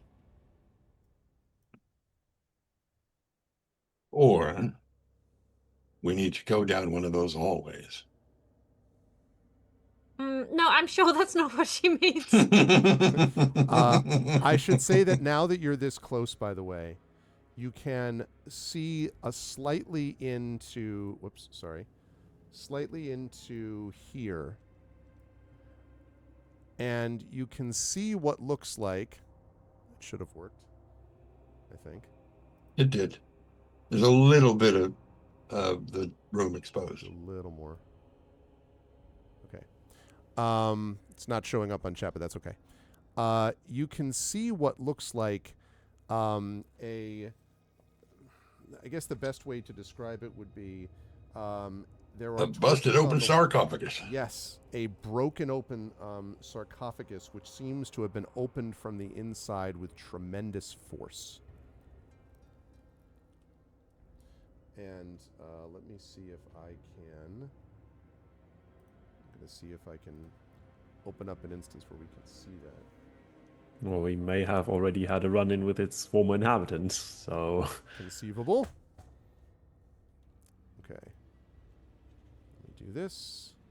Bear with me, chat. I'm just making sure that I find the right one. Just player. Okay, hang on just a second.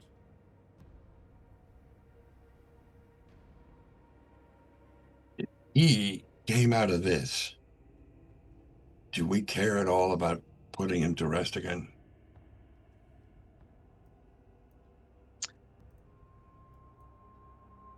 What does Ahatea know about like undead Fixed it. stuff? Before I make you make a roll, you tell me, because you may not need to make one. Like, what do you specifically? What do you mean? Given how she lit up when she detected necromancy, I suspect she knows. Well, that's what I was going to say. I mean, Yeah, she might have read some bullshit. You know, that's also possible. But like the idea is like basically, do undead have to be properly buried, or they might rise again, or something like that? It very much depends. You know that undead are often very location specific, so there are certain rules that they follow, and certainly you know that undead creatures in tombs in particular often have like particular rules associated with them. You know, it's possible sometimes you know that undead creatures will rise again and again until something specific is done to permanently lay them to rest through the use of something. Sometimes simply the defeating of a creature in a particular area of a tomb or outside of the tomb will permanently destroy it. As far as laying them to rest, but the problem is it's all over the place. Sometimes it's, you know, you need to... Oh yes, this guy's all over the place now. Like, that's actually literally true. In this case, for sure. But you need to, like, you know, sometimes purify, like, an altar. Sometimes you need to take away an item. Sometimes you need to not take away an item. It really depends on the location more than anything, you know, direct. And sometimes you can't do anything to banish something. It just, like, floats around or, you know, wanders around scraping a sword on the ground. In this case, though, it's pretty obvious that whatever this thing was, I mean, you could try to, like, peek around where the ghost is and see the rest of the room, but the ghost is definitely standing in front of the room for whatever reason, continually doing this thing about Gasoyan Eladane. Okay. So to answer Chuff's question, Atea would stroke the bottom of her bill, like. I suppose it depends. There is, of course, the possibility that our smashed to pieces friend might reassemble himself after being put together in one spot. But also, maybe he will put himself together again just because we did not do that. So,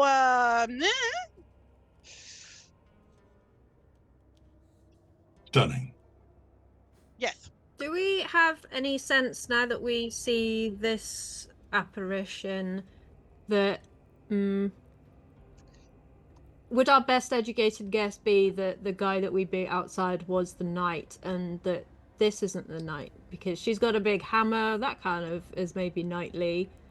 You also believe, from what you heard of the story, that the knight was male, and at least this one is feminine presenting, for whatever that means. And that what you defeated sure as heck looked like a knight.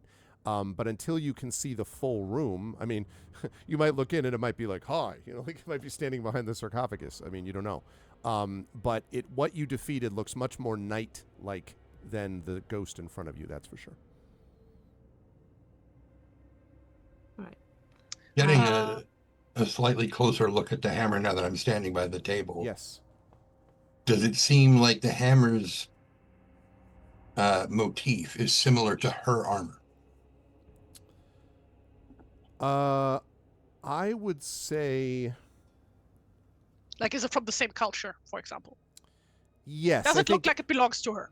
the reason I'm hesitating is not really a motif, because there are basically 3 gems set on either side of the handle of this hammer, and they are 3 kind of almost aquamarine color on each side, and so in a sense, I guess they sort of address the color of the ghost, but like it's not specific. You don't think it's related to that. But I will tell you, since you asked, that on the mummified woman, so not the ghost, but the body that's sitting there, is this beautifully conditioned gilded chainmail. So unlike the rusty chainmail that was outside, this is not rusty at all, and the chainmail looks like it's in line with the hammer, like roughly speaking. It also is kind of an aquamarine-ish color. So the chainmail and the hammer look like each other, and maybe like the ghost-ish, but definitely the chainmail and the hammer look related. It looks like very nice chainmail. And going back out to look at what's left of the knight and his somewhat smished armor, how regal does it look? Whether it's in really good condition or not, is there any regalness to it? I would say yes. It is very much, it's plate mail, and it's very antiquated. In its time, it clearly would have been, extremely impressive plate mail. Now it seems to have been destroyed by like worn down by not only your attacks, but by the vicissitudes of time. This chainmail in here, though, is not seem to have been affected by time the way that does out there. But yeah. So Chubb is going to grab the helmet and the chest piece from the knight outside and take them back in, carrying them with something approximating reverence, at least some respect for an enemy worthy of respect. Okay. And take it back to the door and moving as though he's going to take this back and put it back where it belongs to see if she moves at all. Ah, okay. So you're heading towards the door with the sarcophagus, you mean? Yeah. Okay. So when you do that, when you move towards it, is Chikgor, by the way, still there? Or has Chikgor been backed up at this point? Frogor. Chick goes with me over here. Okay, I just want to make sure. So Chuff, if you're moving into position where that is, then when you do that, so the ghost kind of like draws back a little bit, and then sort of bends over and touches the helm. And I need to find I'm going to use Frogor for a minute, because I need to find the particular thermonuclear explosion icon. Yeah, exactly. No, I'm actually trying to find what the equivalent. We had this issue before, thinking about. I'm going to have you make an awareness roll. I still don't have something that quite matches insight for me, but I'll take awareness in this case, Jeff. 16 over 14. Okay. Yeah, you don't know. Definitely the ghost sort of.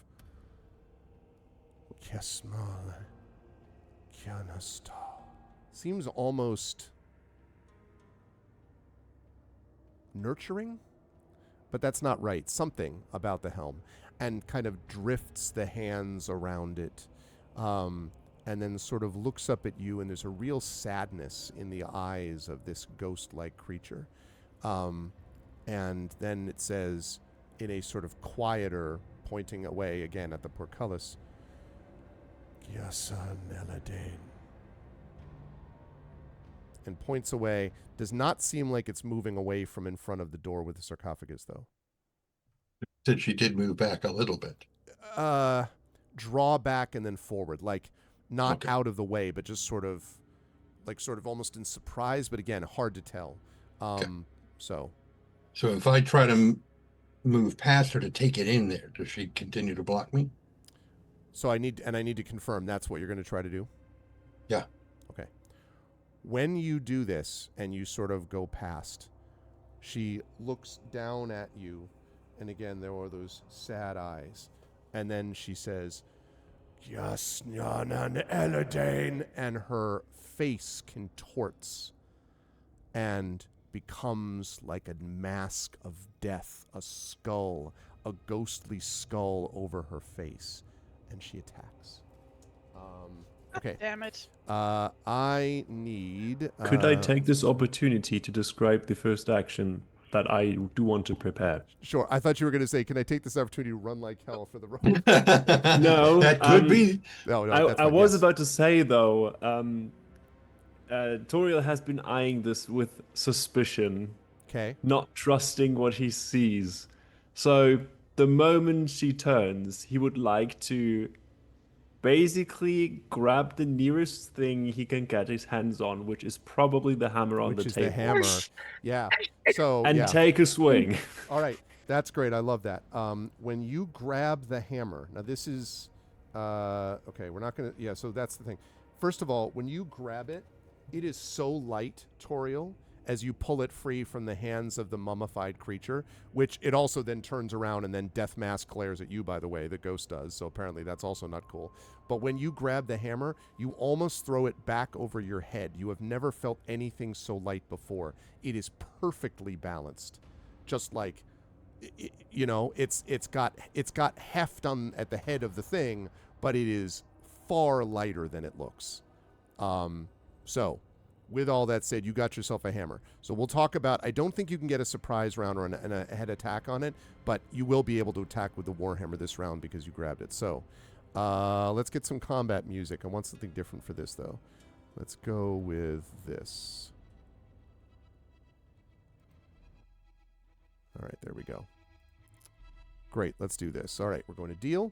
We're going to deal one card. We're going to deal to all players. And we're going to deal like that. Okay. Fitting. Is it? Oh, yeah. Yeah, it is. Okay, sorry. Let's move our... It's okay, I got mine. You got yours? Okay. Okay, I'm going to move this down here. I think this was Tari's idea to put these tokens Works down well. here, and it's a good idea. Good thinking. I Tari. have those on occasion. That was a good idea. All right. There we go. Let's zoom in a little bit so chat can see. Great. All right. So we've got, oh God. All right. We're going to move this up here. So that's going to be, in fact, I'm going to move this. Yeah, so it's a little closer. Yeah, that's a good call. Frogor, can I move you? I'm just moving your copy token here, Bruce, so that people can see it. You know what I mean? Nice. Yep. Okay. All right. So we've got 3, 7, 7. Great. Okay. So we're going to start out. Frogor, you were the first to act. You can see this. Is Toriel not? He's got a 2. Oh, I beg your pardon. I did not see the 2. Sorry. Toriel, as we said, as Trent just said, perfect narratively about what's going on here. So, okay. Still didn't So adjust the measurements for the map. it still isn't. You have set to 5 meters per square, which is not right. I think it should be 2 meters per square. That's a good Let me question. double check. Because that'd still be like 6.5 feet. Should be 2 by 2 meters, I think, per square. Trying to think of how to do that though, because if I go over to the Theater of the math. deck size, no. Yeah, I'm gonna have to look into that. There's got to be a way to do it on the map, but this is, of course, the map that they included. So, So I have to think about how to do it. Anyway, these are 2x2 squares. Hey, Echo. Just something to keep in mind. Something to keep in mind. Yeah, the music is fun, Prince Justin, for sure. Okay, yes, I will keep that in mind. For future, in the meantime, we all keep it in mind. And so we're looking at, first to go is going to be Toriel. Okay, so this creature, this hideous, foul creature now, has, like is in full-out attack mode. So you're going to swing at it. Go ahead and swing. Swing about a swing. Toriel, clearly terrified of his last experience, basically lunges forwards, trying to do as much damage as possible. Okay. Like some sort of like a damage control move. Yep. What's your strength, by the way, Toriel? My strength is 16. Okay, that's what I thought. Yep. Light, like I said, lightest thing you've ever felt as far as a weapon. Okay, jump forward. Let's see. I think I have to try to give you... I'll have to give you this weapon later on. For now, though, do you have a Warhammer's, like, thing that you can do? I can just roll for the hammer skill. Yeah, let's have you do that. And then So if I you need to check. need to roll a modifier, then just tell me. No, there's no modifier, but I do need to check and see what a light Warhammer damage is. So let's see. Can I find items? Gear. Weapons, yes. I'll be right back. Okay, sounds good. Okay, 74. There we go. Okay, so the light Warhammer is, let's see, it's that. Bludgeoning. Yeah, so you're using still your hammer skill, but it's going to do 2d6 damage. And I think your club does... Is it 2d8 damage? Yes, the This club is going does to do 2d8. 2d6. However, you'll see why this is a good thing to have in a minute. Assuming you hit. Okay. I'll just put this in here as like a bare bones thing for now and try to roll on it. Okay, sounds good. Then we'll adjust it. Also, Crocs, you've been inspired by Prince Justin. Thank you, Prince Justin. Ooh. So you're rolling this with a boon. I'm rolling this with a boon, okay. And I just guess I just roll it twice, do I? Yep, because Prince Justin wants to see this thing hit. So do I. Nah, it's a good thing not though. Yeah, how about no? Try it again. So wait, I did just re-roll, right? Yeah. There you go. Nice. When that thing slams into the creature lets out a like a shout, and this you feel, now it's a ghost, right? But you feel it slam into the ethereal body of this thing. This weapon is obviously magical, Crocs, and Toriel, and the damage that has been done, it takes all of it. There is definitely no resistance to the damage done by this hammer. So, kablam. And when it does that, all 3 gems glow at the same time, an aquamarinish green. Okay, so good job. That was a necessary boon, by the way, Prince Justin. Thank you. Good call. Thank you very much. Takes all of that 13 damage. And you can even see, as you pull your hammer free, Toriel, little wisps of the ghost's form sort of drifting away from it. Okay, nice opening hit. Also, you should move your token up to next to it, because I don't think you slammed it over the table. There you go. I thought I did, but now I did, yes. You could be also right next to it there if you wish. That's up to you. You could be here too. It's up to you. That seems like a better fit, actually. Okay, Yes. sounds good. All right, good hit. Okay, next up is Frogor. All right, Frogor, you've just seen this magnificent warhammer slam into the ghost with great effect. How dare this guy, who's not even a true follower of Ahatea, hit the ghost so magnificently? It's not fair. Frogor has been following Ahatea forever. Not that it was a very long time, because time passes so quickly when you're following Ahatea, because she's truly terrible. And it's a pleasure to follow her. But anyway, how dare he? And so Frigor is gonna show Toriel that he's also good at swinging things. I could swing and, too. Yeah, he's gonna swing his sword angrily. Tari, you missed the fact that when Toriel hit with the weapon, it hit a lot. The ghost was hit a lot. And No, I did not miss that. And you were here for that? Okay. Or I missed it. Which did you mean? No, I meant because I thought Tari was away when this happened, so I thought I didn't. No, know I you was were- back for when that started. Oh, okay, great. Yeah. Let me- I was gone, however. Oh, you were gone for it. Okay, well then, guess what? It glowed. The 3 gems on each side glowed, and the ghost was not a fan of being hit by that thing at all. Okay, so you do hit it, Frogor, and you dramatically and impressively, hit it in your practiced way. And when you hit it, the sword passes right through it with 0 effect. That is super sharp. Like, he wouldn't even have found the hammer if not for me. Frogor's really annoyed. Are you moving anywhere, Frogor? No. Okay. Next up is the creature, which has been grievously, which has been hit. Not at the edge of death yet, or undeath, but has been grievously hit. So looking at all of you, let's see. I don't think it's going to go the way. All right. Let's see. We're not going to have Chuff. 1, 2, 3, 4. Okay. Okay. Chuff is going to be 1. No, not Chuff. It's not going to do that. Frogor is 1. Toriel is 2. And Ahatea is 3. Ahatea.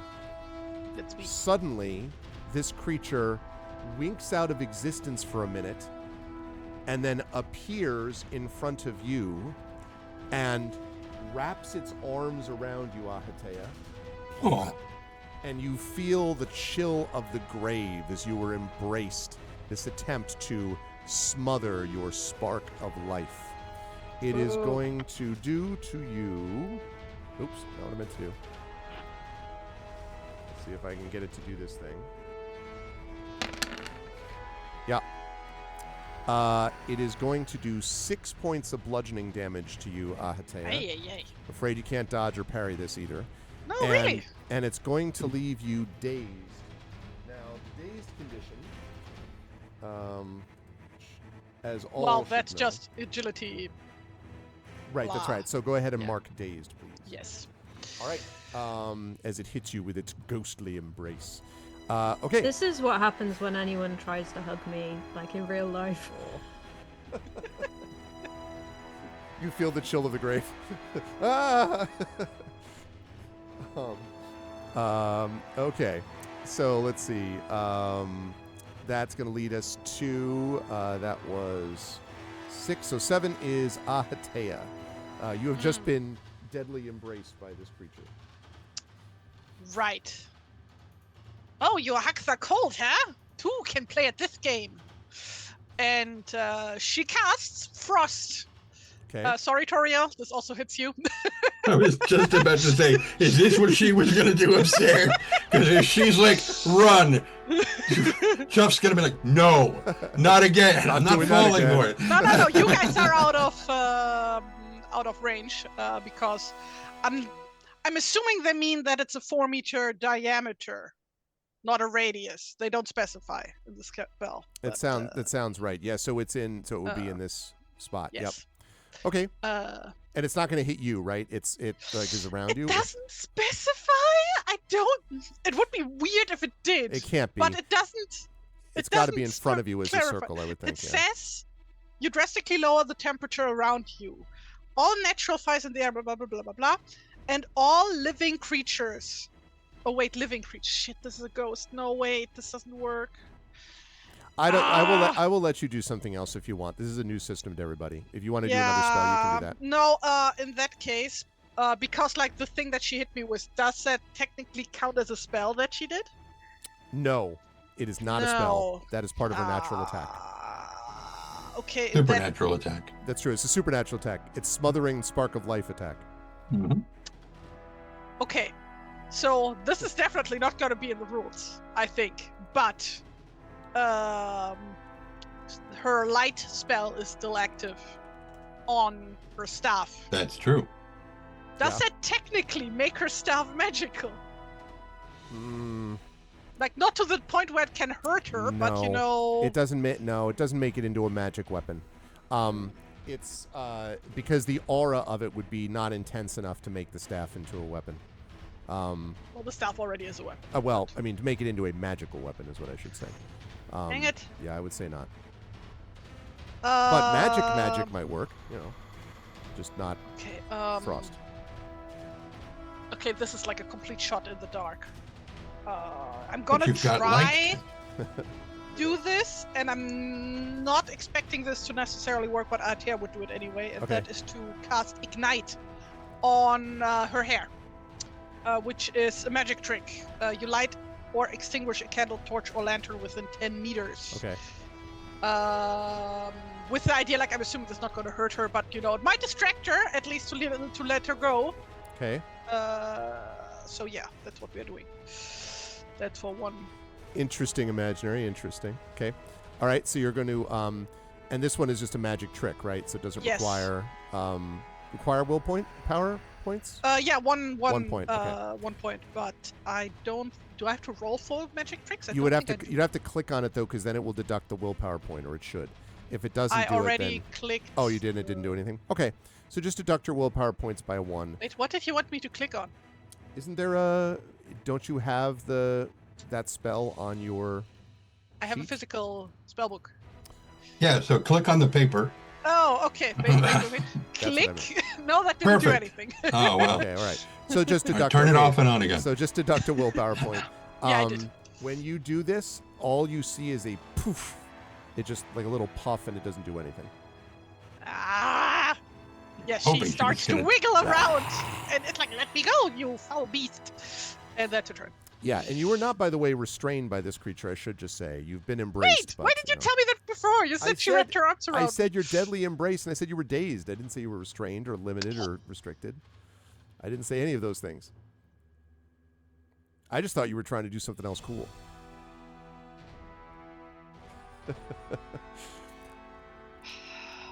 Atea was so surprised by all of this happening that she just froze in place. Okay, that's my turn. Okay, moving to last but certainly not least, Chuff. So you have seen what has happened. You've seen an attempt to... So you see Atea trying to make a spell, didn't do it. And then you did see Toriel absolutely wail the living you-know-what out of it. You also saw Frogor miss it, despite the fact it looked like Frogor hit. So taking all that into account, what do you want to do? Throw Chickgore directly. Look, a June bug. The old Southern United States saying is that you'd be on something faster than a duck on a June bug. That's why I was really hoping there were June bugs in that hallway, but there weren't. So yeah, nope. Oh well. Centipede spiders.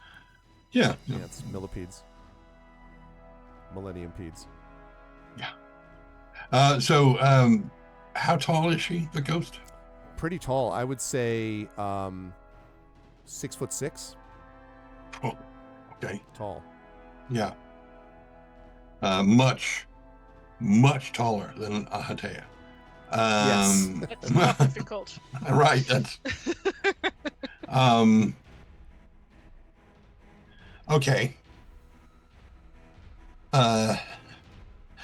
This might be an improvised weapon sort of thing because I don't know how well this is going to work. But Chuff is going to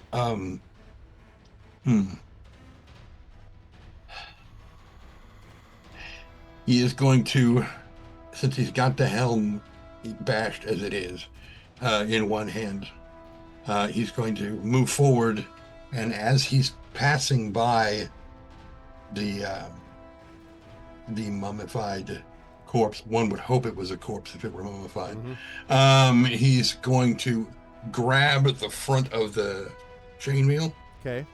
And he's going to bring both of them, the what he presumes was a somewhat magical helmet and what he believes is definitely magical chainmail, and try to slam them together on either side of this ghost's head.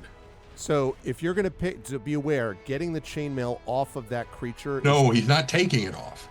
She's mummified. She's a lot lighter than she would be when she was alive. I see. So you're going to try to slam the entire body with chainmail, essentially, next to a But helmet. the chainmail is the focus of the Right. hit. No, I know. But the body's going to come with it. Right. Yep. I love that this is coming from the same person who was like, we should respectfully put all the knight's pieces back in his coffin for him. Well, that was before they attacked Chikor. And No, that was his. He was asking because his intent was to see if she would move aside Right. and let him in there if he was bringing the remains back. He actually doesn't give a damn. He's just trying to get a way to get her out of the way, which she is now, but he's Now not she just going is, to go in there and leave. Okay, I will allow this, but I'm going to ask you to make. I think. Can I have you make a direct strength check? I wonder, or do I make this? I mean, I could use. I have unarmed attack in my attacks, which is a D6. Yeah, but I need to make sure that you can actually pick this thing up the way that you want to do it. I think. Go ahead and make a strength check. I think if you just click on it, I think it might give you. Allow you to make the strength check on its own. All right. Well, I have the exhausted condition, so let's see Yeah. what happens. Click. 17 Could push versus what? versus a Yeah. 14. Okay. Now I will push. Okay. Click. Ooh. Ooh. Wow. So that's a demon, y'all. So that good news is that you get. It looks like it got marked. Like you marked it scared, or it marked scared. Yeah, that was from last time. Oh, that's from last time. Okay. I remember I got both of Yeah, those last time. So go ahead and tell me which one of these you're going to mark, and then I'm going to explain what happens on the demon. Under these circumstances, he's going to get disheartened. Okay, I could see that. Yeah. So what happens on the demon is, which is going to be an experience mark, so not all bad. But maybe you try to grab the sort of thing and kind of pull it up, and as you do so, you bang. So remember, sitting in the chair underneath the table, you're one-handed trying to pull it up. Now I have great admiration for Chuff, but that's a lot to do all at once. So what ends up happening is the helmet kind of swings, and you sort of it's kind of like pull it up out of the chair, but not up enough to be able to sort of swing it together. Instead, you just sort of smash in front of it. You'll be happy to know that the ghost turns towards you and goes, "Gus," and so it some even incomprehensible within its own language probably. So it's real angry at you. So congratulations. I touched it without permission. Yeah. Sure. Yeah. I mean, it's angry. But yes, unfortunately, Rightly so. you were not able to do the attack you would hope for, Chuff. It was a good idea, but sadly, was not to be. But you do get a mark. Okay. And so he's like, shit. Well, damn it. All right. So we're going to recall. I can never get that. Okay. I'm going to shuffle after recalling. And we deal 1 card to all players and go. All right.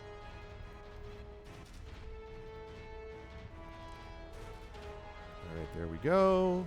There we go. All right, Toriel. Hey, Toriel gets to go first. That's convenient. Nice. I'm wondering what you're going to do here, Toriel, but I think I have a guess. So Toriel has left the realm of reasonable thinking at this point. So he sees something in front of him, which he was able to hit, and he has had a very bad experience just a short while back, so he will keep swinging at it. Yeah. No questions asked. I didn't think so. Sounds like perfectly logical thinking to me. I mean, yeah. Go ahead and swing away.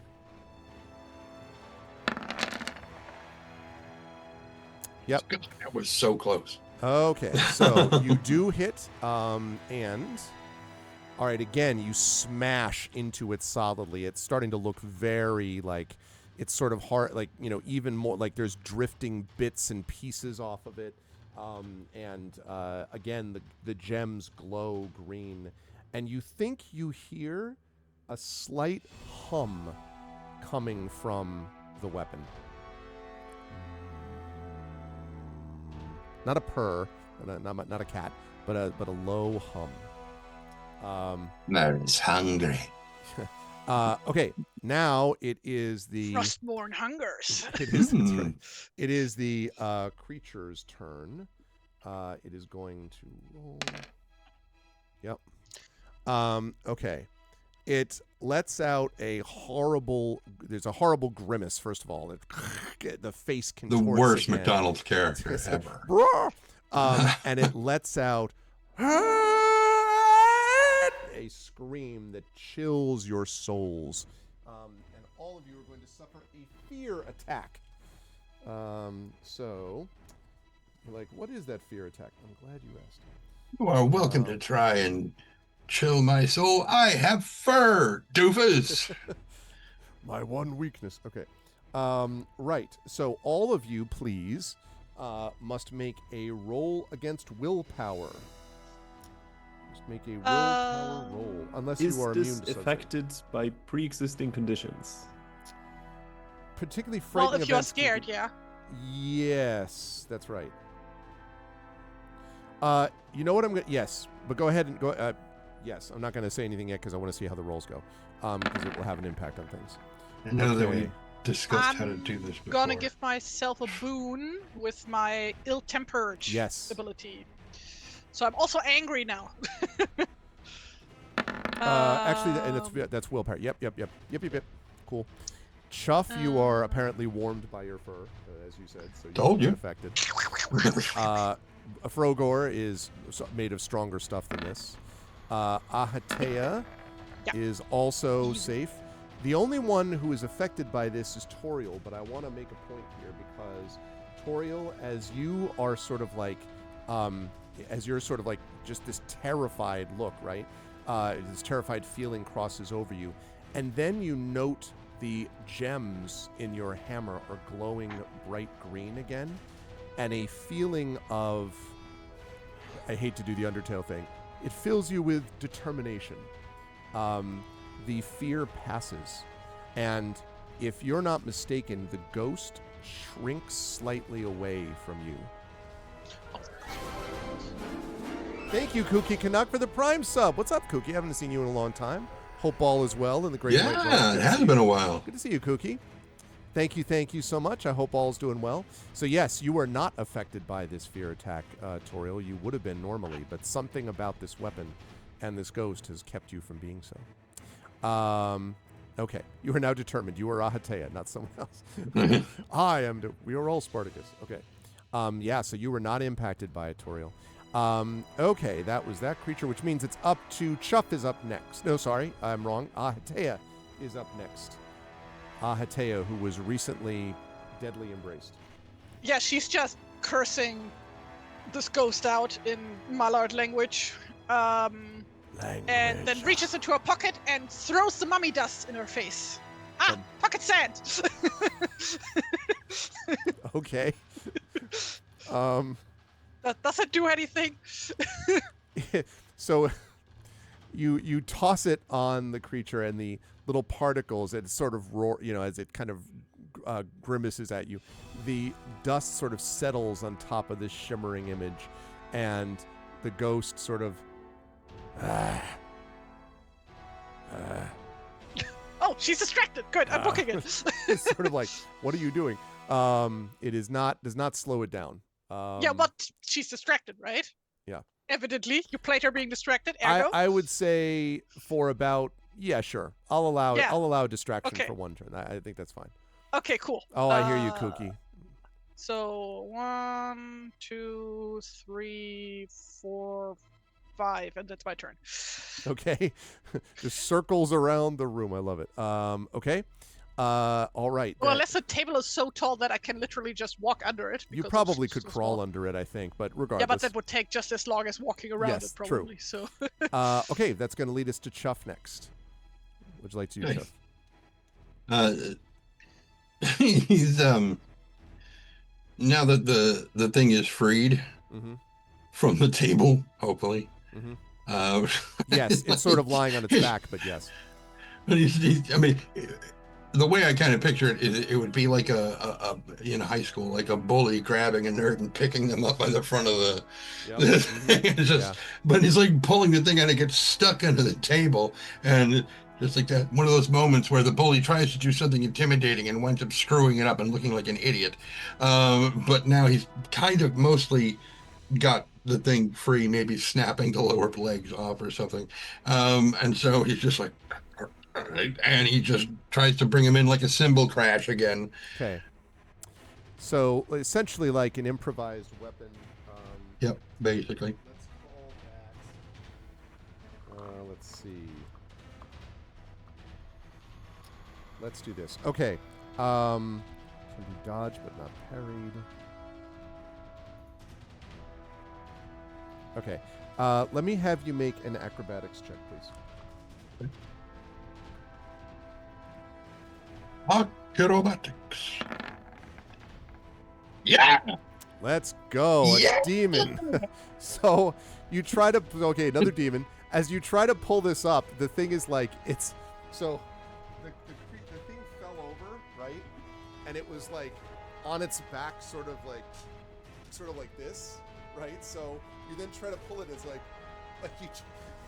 It like goes over on its side, and now you're just kind of dragging it along the ground.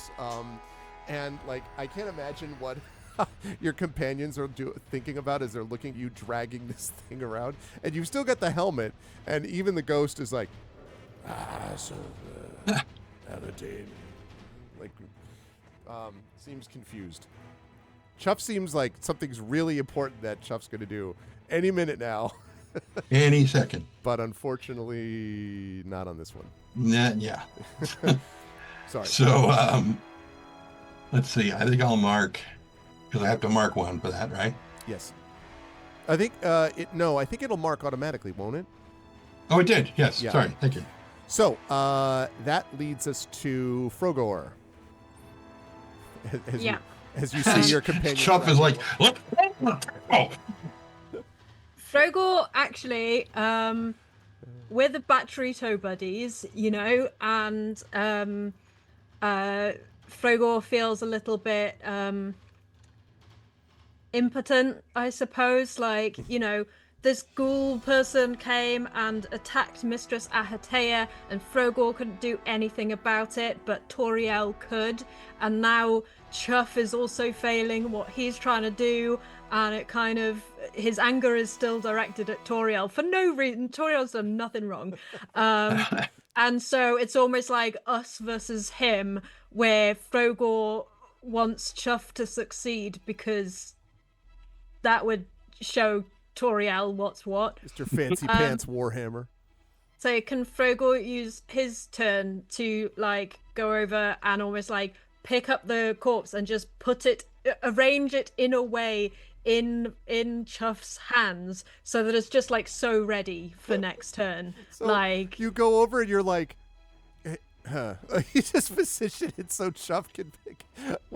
I can't imagine what Chuff is. Chuff kind of like waiting as you set it up. Kind of. Basically, it's like T-ball. You're like setting it up for the kid, like get ready to hit the ball. He keeps pulling on it, and some limb gets stuck under the edge of the table, or the leg goes through between the legs of the chair, or something. And with Frogor coming over and being like, and angrily, like maybe snapping a leg off so it doesn't get caught the next time around, or something. Yeah. It's just imagining Toriel's arm, and he's like, I love it. It's just Frogor standing on the table, like arranging things, and then at the end, just like pats Chuff hard on the back, like in a sort of, "You've got this, champ." Yeah. Yeah. Doing 36 points of damage, and Chuff falls over dead. I love it. All right. And then looks dirtily at Toriel. Does Toriel Yes, the notice, puppy by in the the way? background. I like the idea that Toriel doesn't ever notice this happening. Toriel is very busy being terrified of what's in front of him. That's fair. That's fair. Okay, I've dealt you a new set of cards. Oh, so you have. one. And unfortunately, one of them involves S. Yes. Sorry. Or, The check earlier, like the will check, like that wasn't a skill roll, right? Like that doesn't count as a skill roll. No, I don't think so. No. It would Okay, then just we be- need to keep that in mind for future reference. That means that I can't use my ill-tempered feature. It does only work on okay. skill rolls. Gotcha. As it turns out, you would have passed anyway, but yeah, Yeah. we'll keep that in mind. Okay. Yes. Also, there is. Oh no, not anymore. Rip, there was a puppy in the background. At Bruce's. Yes, there was. Been back there several times. I hadn't noticed. Because There, the there other he goes screen. again. She's Oh, it's running there. through. Ah, Okay. I clicked All right. bad. I'm waiting on. The 2 is mine. I two moved is it too mine. far. That's fine. Toriel, what do you got for a roll here? Or for a card, I mean. Oh, 10. Nice. Well, I'm busy picking up the pieces. okay. So, let's see. Ahatea is 1 in this case. Frogor is 2. Toriel is 3. The ghost is going to continue not to attack. Sorry. Chuff is 3. The ghost is not going to attack Toriel for some reason. Oh, 4. Nope. I need 1, 2, or 3. Okay. So, Frogor. The creature materializes here. And I just finished arranging the as she moves. Can't believe this. Well, you arrange the physical body, so that's Yeah. still fun. so as you see, the ghost sticks its hand into your body, Frogor, and you feel an icy hand grip your heart. You are going to take 11 points of damage ouch! and become scared, or you would become scared if it were not for the fact that you are currently down. Now, we have not had the chance to talk about, as you were hit by the touch of death, what happens when you go down, because we haven't had this moment. So, yeah, it's pretty bad. It was pretty bad. But don't worry, chat. I'm sure it'll be fine. Frogor's dying words to Chuff will be just encouragement, like, "You can do it, Patrito, buddy." So, okay, if your HP reaches 0, which it is, you drop to the ground and risk dying. You cannot move or perform any actions except trying to rally. So on your turn, in each subsequent roll, or each subsequent round, you must make a death roll, which is a roll against your con. The death roll cannot be pushed. Now, I will also say that if you suffer additional damage from this point forward, it would automatically count as a failed death roll. However, another person can attempt to rally you, literally, and I love this, they can persuade you to rally and keep fighting. So you can keep fighting, but you're going to keep making death rolls. They can also, save your life with a successful healing roll, although without bandages they get a bane to the roll. This counts as an action. And you can make multiple attempts to do that, although obviously not in the same turn. Are there any purchasable inspirations left? I think both of the channel point inspirations have been used, I'm afraid, Prince Justin. You'll be happy to know that Tren has a couple, but won't be able to use it on his own character, so we'll see the impact that has. So, the next one to act is going to be Ahatea, so we'll talk about the death roll situation in a minute. But Ahatea, you've seen your minion go down, so you have a couple of options. You can try to deal with the ghost. You can try to restore your minion to life by saving them, or by persuading them to keep fighting. So persuading them to keep fighting means they'll keep fighting, but they're also still making death rolls. But saving life means you're actually trying to heal them. That would be take an action from me, though, right? It would take an action, yes. Dang it!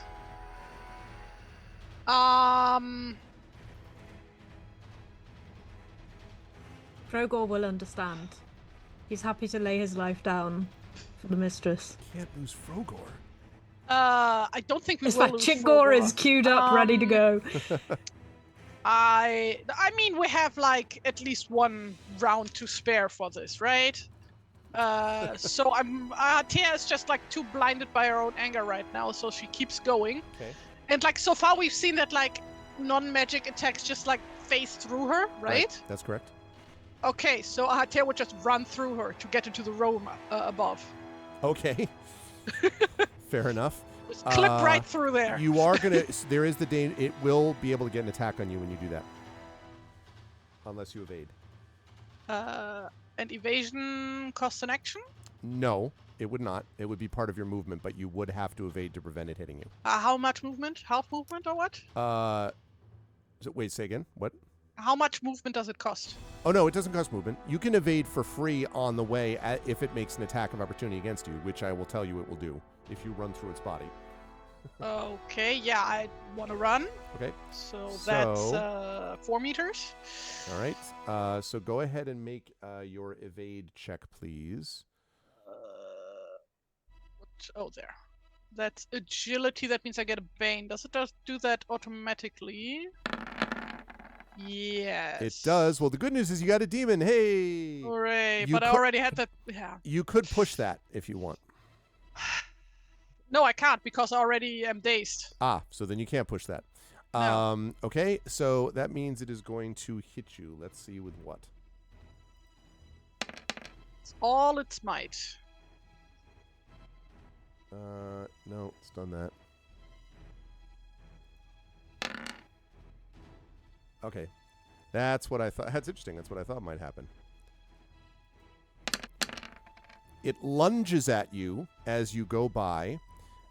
You are knocked back 4 meters, so I would say that it literally bashes you over the sarcophagus. So you hit the wall, and then you're going to suffer that amount of bludgeoning damage, and you land prone. So you were down to 5 points of damage. And that doesn't... Wait, I get 5 points of damage? You get 4 points of damage. So you have 9, right? At so, 5 hit points. Yeah. So 9 minus 4, so you have 5. And you're also prone on the other side, but you are on the other side of the sarcophagus now. To get up again, how does that work here? If you're prone, you should be able to just get up on your movement when you have an opportunity to move, but I would say you won't be able to do that until next turn. But I still have 3 fields of movement left, 6 meters. Yeah, but not now, though. Not once you've been slammed into a wall. But you have been slammed into a wall. Let me have this! Hey, listen. I also will tell you, though, now that you're in here, you can see that above, as you kind of look up behind you, on the wall behind you, there is a painting of a dragon, and there is a rider on the back of the dragon in this mural above you. Also, I will tell you that you can see something kind of glittering because there's this podium, right, and there's the sarcophagus of stone on top of it. But you can see there is a piece, and specifically there is where's my thing at? It's that one. It's not that one. Where's my map? Okay, give me a second while I go over there to find the map so I can see the piece. Yes, roll 20 whenever you're ready. Okay, good. There's that. What is going on with the cameras on?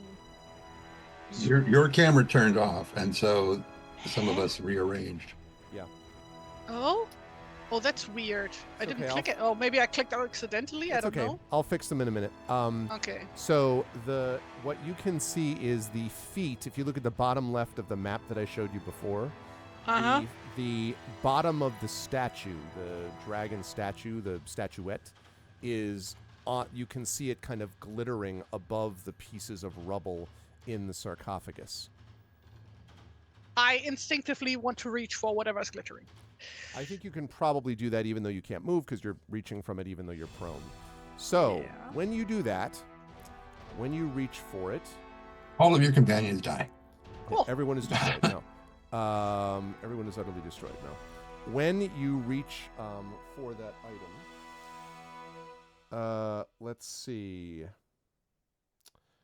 I am going to need you, because when you touch it, 20 blades shoot out from the sarcophagus, like embedding themselves in the walls. Now, but I'm prone. I'm on the floor. Well, right. So here's the thing. I need you to make an evade roll, But the thing about the evade roll is that since you're prone, actually, that's a good point. You are under the firing I angle. think you of- actually are under the firing angle. Yeah, I think that's what happens. So I think you see. So, but it's close though. So you see a blade like pass over your bill and just like embed in the wall. Yeah, you got rid of that trap. Good job. Holy shit. Okay. You would not, if you were standing, it would have hit you. Well. Let me just check notes. 2d6 piercing damage. No. No rolling back. No. Also, hi, Wispy. Party taken out by a ghost after defeating a white. Well, they're doing damage to the ghost. They just, okay. And it's entirely Tren's fault. So, yeah. Exactly. So I have the thing now, whatever the thing is, in my hand? No, you just touched it. You weren't able to actually grab it yet. Okay. But you'll be able to grab it next turn, crawling your way up the sarcophagus steps, I guess. Wait. If the knives shoot out of the sarcophagus, shouldn't they also shoot out of the open door into the ghost? They do. There's 20 of them, but they all go like. If you want me to draw it, I can. But basically, They all go northwards. they all go. No, they go. No, they basically 3 sides: north, east, and west, not south. Not south. Okay. Okay. So next up, I believe, is Chuff. And then Frogor, who's going to have to make a death save unless someone does something. Thanks to my Bat Rito buddy, my improvised weapon is released, and I can now use it as I've been intending to for the last 87 years, and he's going to go for the symbol crash again. Okay. Go ahead and make your attack again. I'll say that this time you could do it at a boon since it was set up so nicely for you by Frogor. Yeah, sure. So that's acrobatics, right? Yes. Yeah, because it's already marked from the demon the last time. So what does that mean? So normally it would be a Unbalanced. boon, but you're getting it. Can you do it with a boon and it should then just even out and just be a flat roll? I think. Where would I mark that? Where would I mark that? Well, if you click boon and then do acrobatics. Oh, Right, isn't where- that marked just for advancement though? No, if there's no, you can mark your sheet. You can mark on your sheet boon. At the top where it says boons? That see. is correct. I think there's a thing that says. Yeah, I'm looking for it right now. Boons. Oh yeah, and did also something I didn't ask the others of you to do. Can the others of you besides Chuff mark stretch? That's that you've used your stretch rest. Oh, it automatically did that. Oh, it when did. Great. Lovely. I clicked on stretch and then automatically rests for Oh, you okay. and marked this thing off. Why am I not seeing boon here? I thought that there was. Boon is like at the top left. Oh, I see. Very I top see. left. So you should be able to mark. Yeah. So go ahead and just put in a 1 there. Okay, done. Okay. And now you should be able to use it. I don't know. I'm a little worried about what that refresh We'll find thing out. is. Yeah, we'll find out. Okay, it looks like you did it the correct way. And then you should move your boons down to 0. Yeah, over that's there. weird that it doesn't do that automatically. Yeah, it's strange, but anyway, You can push the button next to it though. you do succeed, and your helmet and the chainmail come slamming into the ghost, right? Not the mummy. Yes. Body. There is a deafening sound, and the ghost sort of looks down at the stuff and looks up at you. Does not seem to have been affected by the thing. Dang it. Everyone feels a little sad about it. The good news is, Yeah. though, you now have a mummified corpse weapon in your hand. Well, you know, it's been a weapon. Now it's going to be a shield. that's gonna be a shield. Are you staying where you are? I assume. Um, Or you could back up 5. You could back up 2 meters, I guess, basically, if you wished.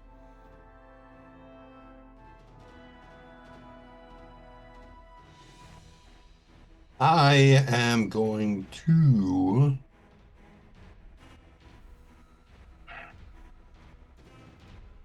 Can I see what? Well, no, because I've been focusing on the Oh, right, and the ghost is in front of me. Never mind. Since we're kind of the same color, Yeah. I keep thinking that the ghost is me.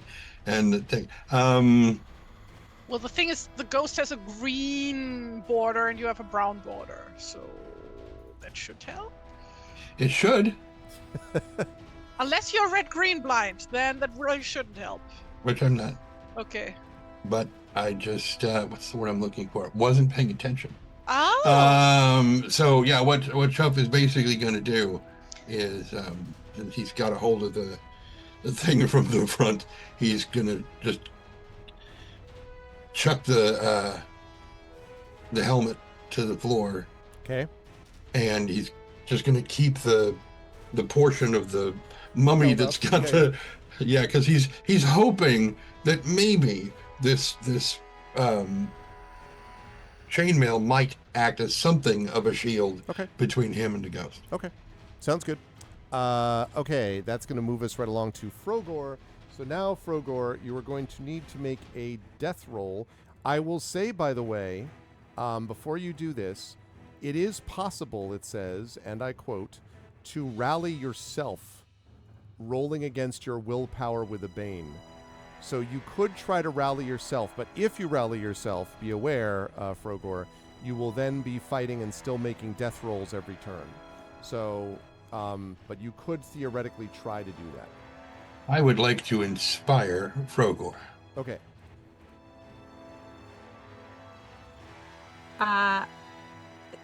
Okay. Yep. Okay, I can try and rally. All right, so you're going to try to, instead of persuasion, you're going to roll against your willpower, and because you've been inspired, you have a boon operating, so it should just be flat then. It should just be a willpower roll, if I'm doing all that properly. I said, exclamation point, inspire, forgot. No, that's not what the name is. We forgot who you gave. Yeah. Okay. All right. Herg. That is He knows from beyond the grave that the setup for the mummy thing didn't work, and you know, sad. So you're going to mark you're going to mark one of your failed death rolls. I will say it's like it counts as a failure. 3 failed death rolls mean you die. 3 successful die rolls means you recover D6 and you stop making death rolls. Rolling a dragon is 2 successful death rolls. Rolling a demon is 2 failed death rolls. Okay. It's so good. Frogor's just got the player's handbook out, looking at the new options. Can I say that Chick Gore can tell with chicken intuition that her fellow servant of Ahatea is vulnerable and dying on the table, and she's gonna hop up and use this opportunity to eat some of his rations. Okay. I was waiting for the punchline. All right, yes. Leaps up on the table. Chick Gore does that, dramatically eating rations while the music swells, the orchestral music. Toriel, it's your turn. Starts eating Frogor even before it croaked. That's what I was expecting. Toriel, what would you like to do? Well, that's interesting. Toriel is still very focused on the thing in front of him, so there's unfortunately little of the things he notices happening around him, so he keeps swinging. Swing again. Hit it again.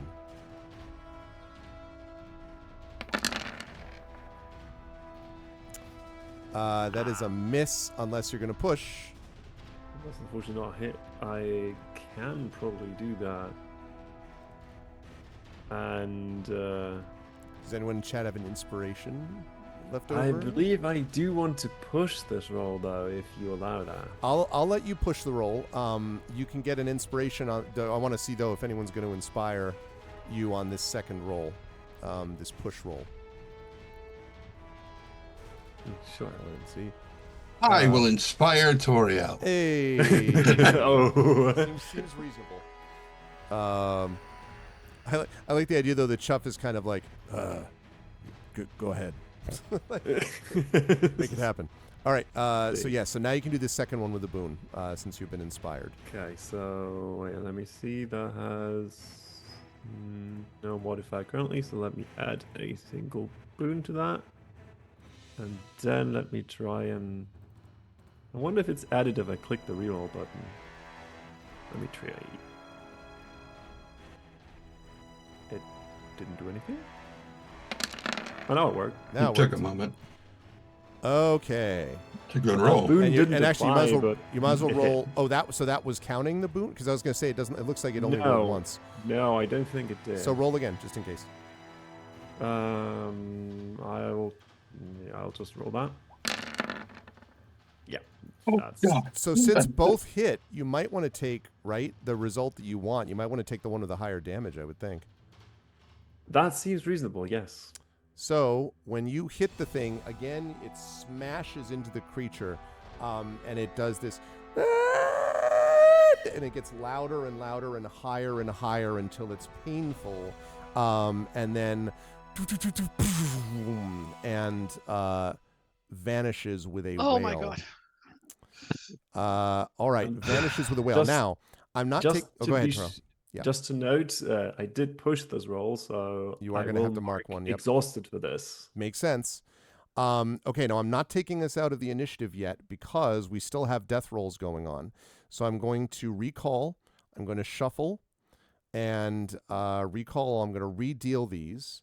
And I'm going to include Chuff. I'm going to include Taya. I'm going to include Bruce. And I'm going to include Crocs. Okay, so I'm going to include those, but I'm not including myself this time. Okay, good. That worked the way I wanted it to because I'm not going here. So the four of you can now pull cards, and as per usual. And then we're going to see, you can try to help or assist, and or let Frogor face their fate. Okay, so Toriel, you're first. Oh, go ahead. Yeah, go ahead, Frogor. One demon roll will kill me. Right. So, so again, for healing, rallying doesn't make sense at this point because the combat is over. So it'd just be a matter of sort of saving life. It takes an action. If you have bandages, you can just do this as a normal healing roll. If you don't have bandages, you get a bane to that healing roll. And if anyone happens to have magical healing somehow, you can let me know. But otherwise. Oh, and I just realized that I never changed everyone's pictures. Sorry, chat. That was probably very confusing.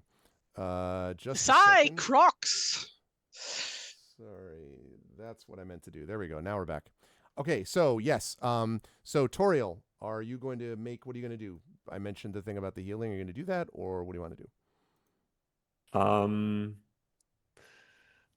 This is an excellent question. I believe now that the threat in front of him has vanished, Toriel begins to notice his surroundings again. Mm-hmm.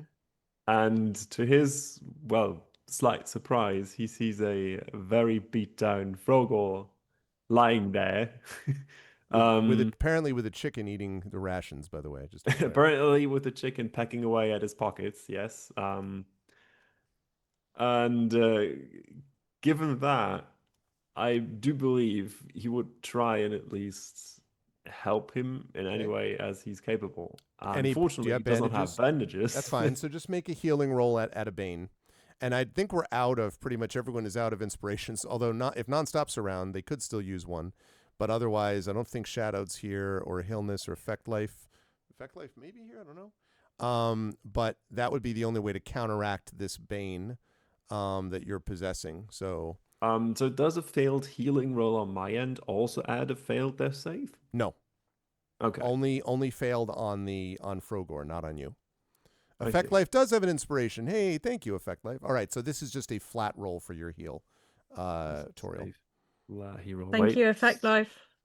Thanks, Effect I Life. need to fix that, and then have a lot of inspirations. Intelligence-based thing.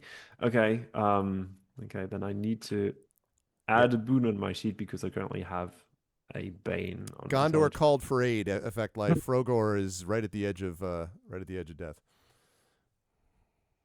I mean, that he's should hopefully work.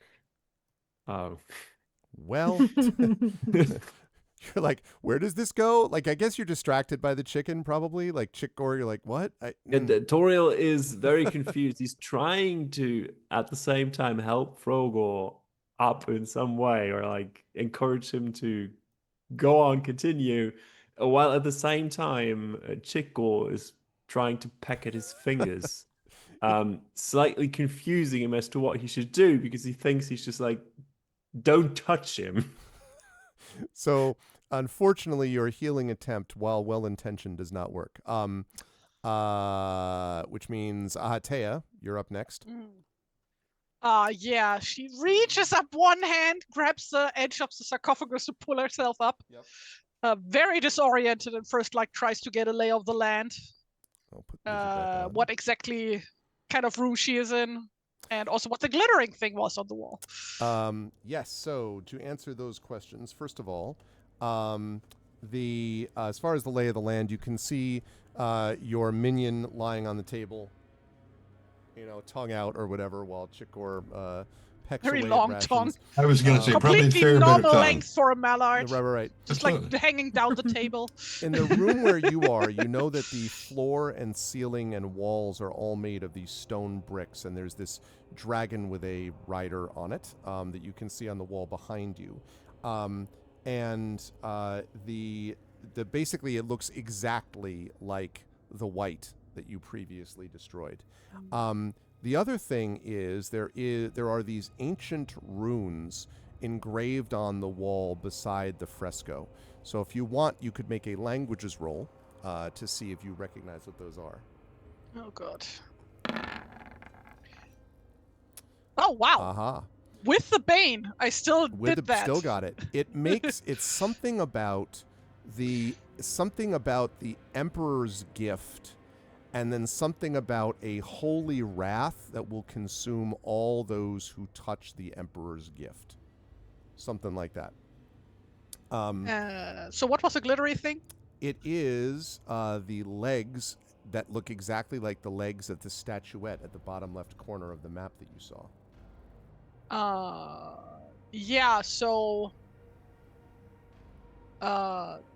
she like looks around again, sees all the daggers on the ground. It's like, well, I guess this is dealt with, and touches the thing again, grabs it.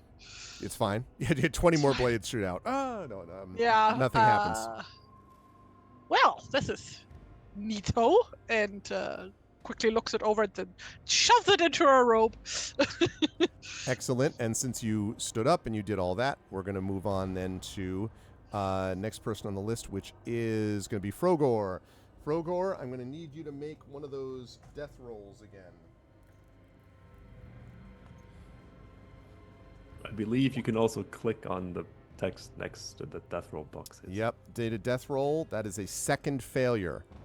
2 failures, people. 2 failures. What do people think about Chick Gore having been like a cursed cat? I mean, if you're a cat, that would be your worst thing, is to have been like, turned into a chicken, right? Don't start thinking of a Chick Gore backstory yet. Frogor isn't even dead yet.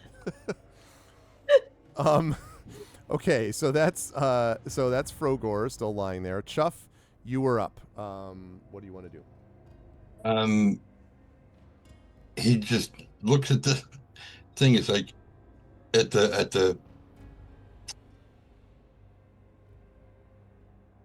chainmail, and just kind of sets it down and turns to Frogor to say, "It didn't work. I'm sorry." And then sees the condition that Frogor is just like, "Oh no!" and immediately starts trying to heal him. Do you have bandages? They're on the CPR. We have a bunch of mummies. Yeah, with the things you're going to get off the mummies will not be bandage worthy, though. I do not, but I do have an increased ability in healing because it was one of the skills that I took. So go ahead and make the healing. You're still doing it at Bane unless someone, but I think we're out of inspirations. Effect Life has done it. The only one left, I think, is Nonstop, who's here, but Nonstop may not be here now. Because I know for a fact that Effect Life just used up theirs, so... Greg, you can't kill Frogor because that means I have to draw a new character. It's not me killing! I'm not doing the killing. Chick Gore has already been drawn. And it would be me killing Frogor because I'm the one who tried to go past the ghost and triggered the attack. Okay, so it looks like you're doing this with a Bane. Nope, that is not going to work, I am afraid. Okay, I redeal. Recall all. I forgot to shuffle. Well, I mean, considering that, like, apparently everything that has been buried here came back as an undead, we can just get an undead Frogor. But then it would be pronounced fat.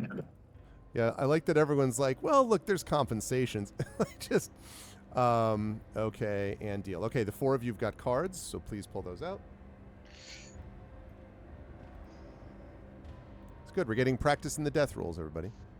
You have a certain mummy issue. Okay. All right, Toriel, you're up first. Frogor is in enormous danger. Well,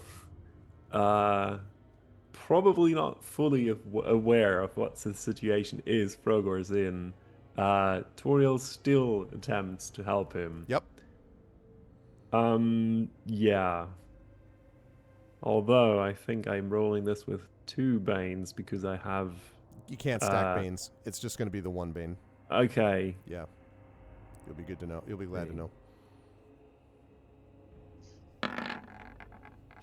Well. Nope.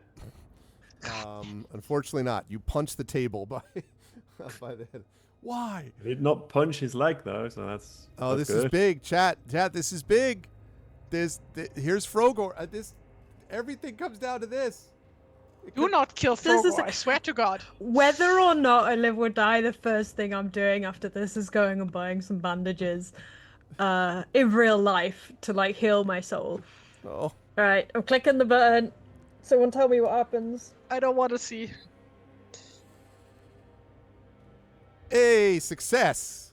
One Are you kidding me? It was a success. Holy shit. 1 success, 2 failures. Okay. Frogor is not destroyed yet. All right. Chuff. Same thing. Okay. Second verse, same as the first. Right. But now I don't have a Bane. That's true. Wait. What? No, I'm sorry. You still I have was a Bane because you still know. Yeah, I was like, oh, great. I'm like, wait, what? That was a Frogor? And it makes no sense that I wouldn't have bandages. If you think you would have bandages, I would give it to you. You're a very honest player. I don't see why you wouldn't either, frankly. But given what he does, he's always out. Yeah, I doing. I think you should believe that you have them because, like, you literally were. Yeah, I don't. Yes, we'll add it to your inventory later. I don't understand why you wouldn't have them already, like, based on your backstory. This is, to be clear, not ex post factoing. I don't see why you wouldn't have them. So I just keep reading I'm still reading through the Hunter and all the various things, and I had to trying to figure out why I wouldn't have them. Anyway. And yes, of course I got the Frogor Lives reference. I think a lot of people do. All right, go to it, Chuff. So you're... healing. No. No, sadly not. Can I... Yeah, go ahead. Can I push? Yeah, you can. Frogor can't push a death roll, but you could push a healing roll, yes. Wait, Okay. unless you already have that skill marked off. That ability marked off. Which it's not. Oh, okay. Because I've been watching The Pit recently. I'm just imagining, like, Chuff in the ER. Like, no, we go again. She had a strong heart. A strong heart. I was thinking of that earlier. I was thinking of the abyss. I was trying to figure out how to duckify I was like, God damn it, you chick, you never backed away from anything in your life. I was like, no, but it's not a chick. It just, She had a strong flipper. I mean, wing, clearly. Yeah. Well, both ducks and frogs have flippers. That's right, true. but Yeah, there yeah, are no you go. frogs involved in this. So here we go, Yeah. pushing. That's the circle clock thing, right? Yes. Oh, so close. No. Sadly, no. Okay. Ahatea, though. You were still... Yeah, she, like, turns around and, like, sees, like, the kind of commotion and is like, oh shit, fuck, but, like, in Mallard tongue. Mhm. And, like, scrambles over the Okay. the sarcophagus and falls over and gets up again and stumbles towards the table and also tries to heal. Do it. Which, if I didn't miscalculate, is a 25% chance to succeed. Hooray! No. You can push if you want. Yes, but I already. Well, healing is an intelligence-based skill, and I already am angry, so I don't think I can. Well, I think okay. When pushing, let me double check on that roll because I'm not sure that.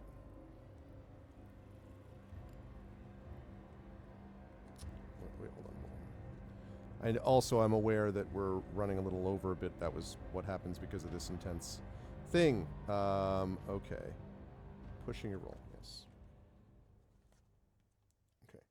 So, let's see. You cannot choose. So, it says you can do it again if you can explain how the condition results from the action you're trying to perform. So you could push and then mark something else if you can explain how it would lead to that condition being marked. Oh, okay. Yeah, I mean, if I failed, it would be disheartened because, like, oh shit, my minion is which dying. is what happened with Chuff and the other one. I think that's totally reasonable. Yeah, okay. Right. So re-rolling. Doing anything? Not yet, but it may be lagging. No, I think it's just not working. So I'll do this instead. There it is. There it is. There it isn't. There it isn't in this case. So go ahead and mark the disheartened. Mark the disheartened. And The universe does not want Frogor to live. The universe is wrong. Yeah, exactly. Incorrect universe. Okay. All right, let's see. Chuff, Ahatea. We really want Frogor to be low on this list, on this initiative list. Wait, we can switch places, right? In the initiative? I think theoretically, yeah, you could. So you could move them. You could move them back to 10. Well, first let's see what they have actually. Right. Yeah. Oh, we have 8. I was gonna say. I think I know who we want to switch with.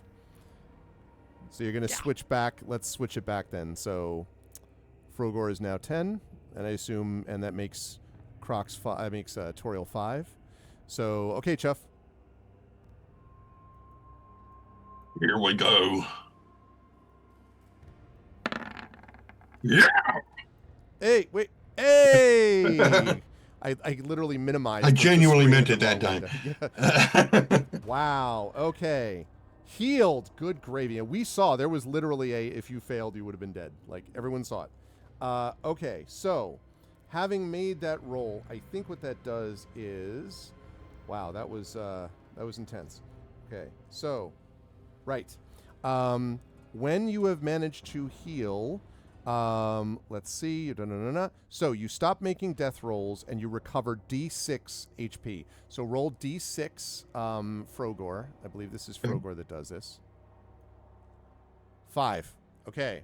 Nice. So Frogor is back up to 5. We're going to start at that 0 like we were before. I should also mention that if Frogor had been hit enough to bring him to -9, which would have been like their full but at negative, that would have killed him instantly.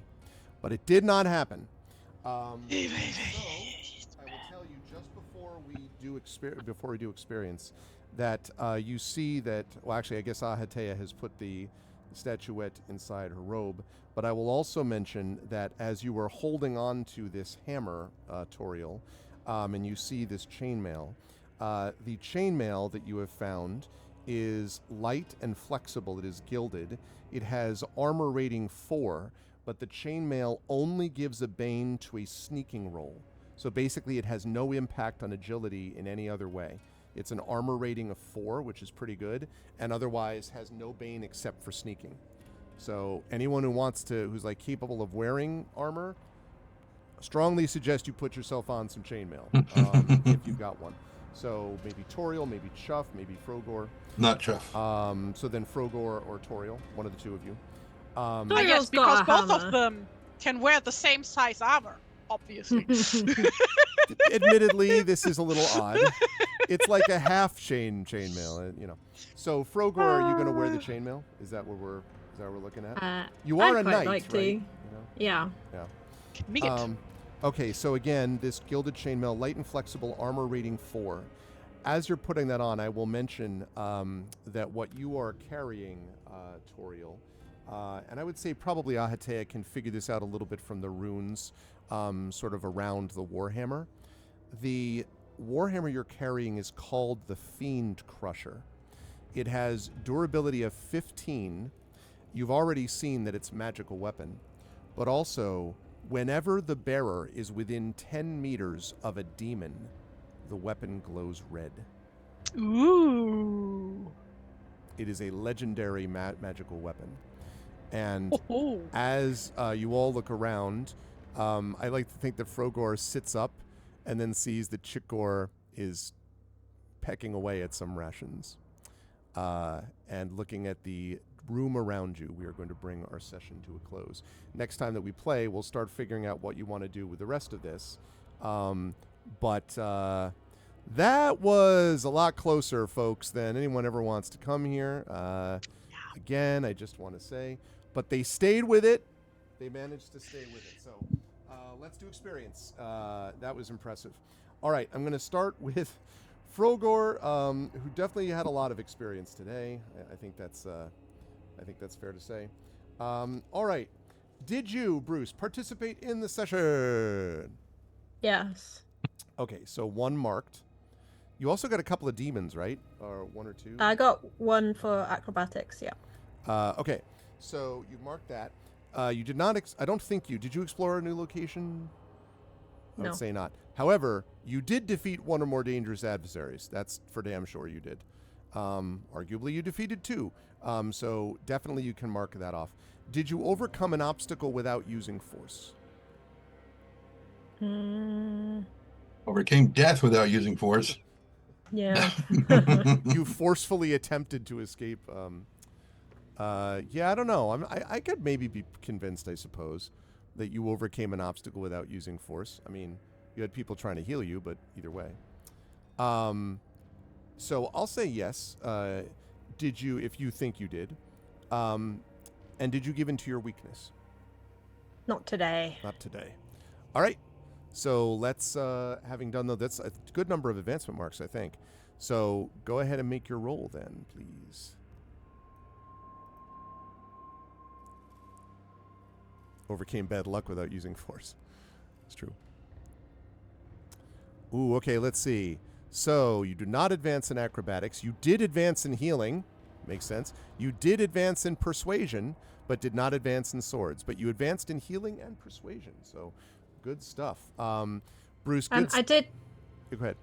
Sorry, I wanted to ask, are we doing the severe injuries rule? Oh, I may not even have looked at the severe injuries rule. I think it's in a green box, so I think it's optional. I want to double check and see. Let's see. I see if you've been reduced to 0, severe injuries.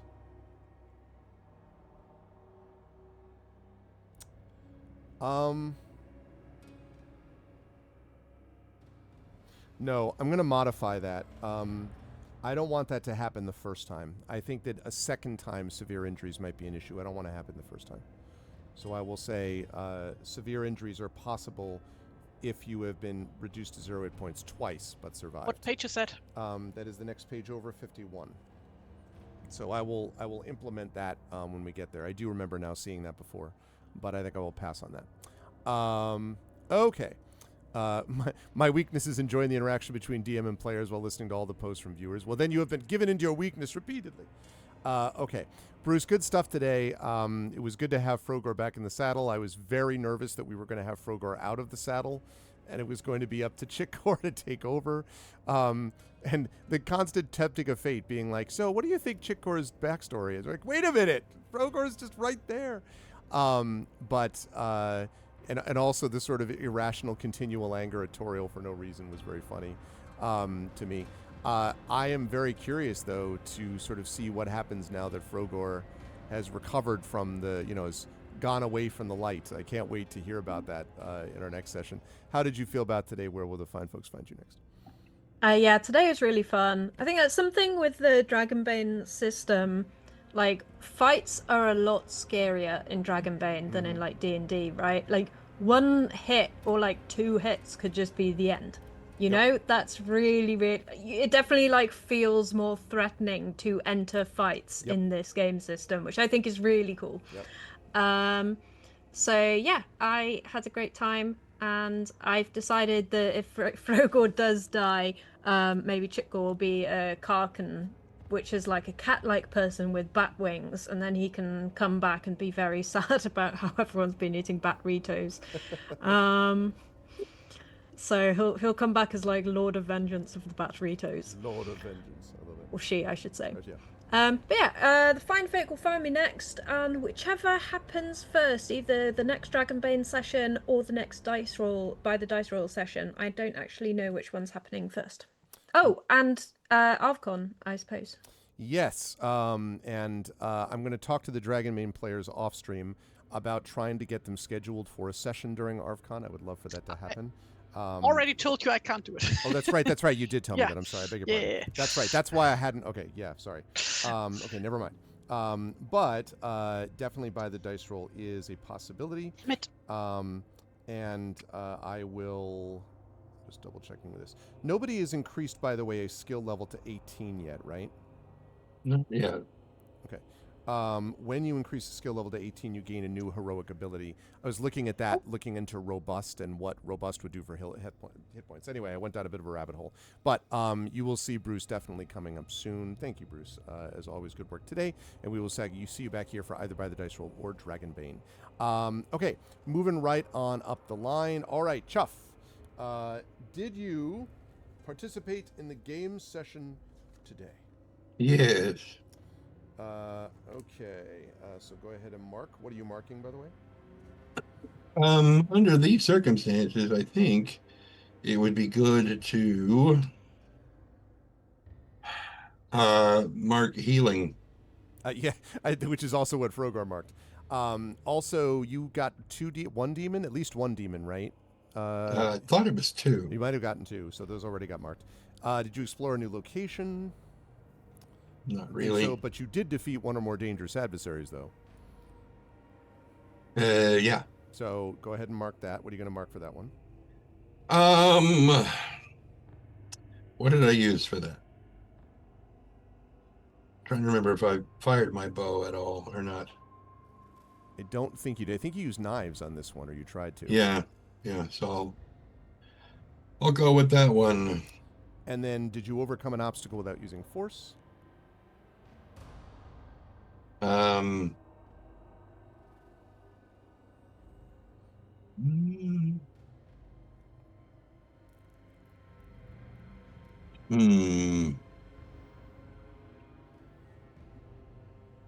saved Frogor's life. Well, yeah, I mean, I guess that kind of was true.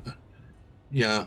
I was thinking more about the mummy lady and getting her to talk to us.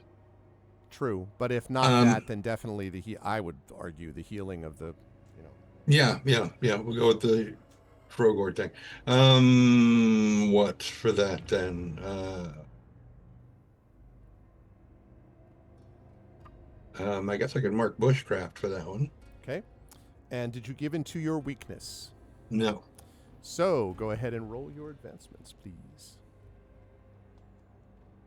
Let's see. Did I give you my weakness? No.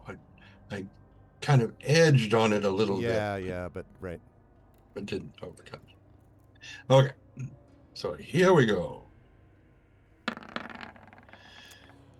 Okay, so acrobatics does not advance, bushcraft does not advance, healing does not advance, but knives advance. Knives does. So I'm now up to 15 on knives, which is the same as my bows. I've started to become kind of a combat specialist, kind of, or at least could be in need.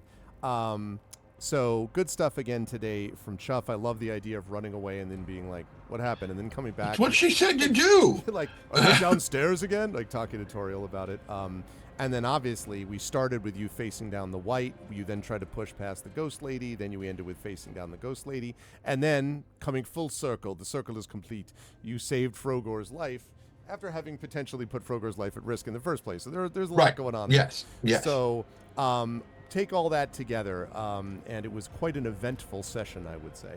How did you feel about today? Where will the lovely folks find you next? Terrified for today's session. Honestly, every time something that anybody was trying didn't work, I was just looping back into, this is all my fault. We are going to die, and this is all my fault. It's like, okay, no, it'll be fine. It'll be fine. All I need to do is this. I mean, if the chainmail is as magical as I think it is, then possibly I can use it as a club, something. And it didn't work. And I'm like, shit, and this is all my fault. We're all going to die, and it's all my fault. And I'm like, well, then try something different. It's like, with what? What other magic shit have I got on me right now? Nothing. Yeah. And the chainmail was not magical, by the way, which is one of the reasons that, like, it's really nice. It's just not magical. So, yeah. I mean, like, half the people, like, blocked their vision when Bruce was making the death roll for Frogor. So yeah, there was a lot riding on it, but it was that was the most harrowing part. That Yeah. was definitely the most harrowing part. Yep, absolutely. Having said that, where will the fine folk, despite the terror, hopefully you enjoyed it somewhat despite being terrible. Yes, definitely. Definitely. Where will the fine folks find you next? Right back here, or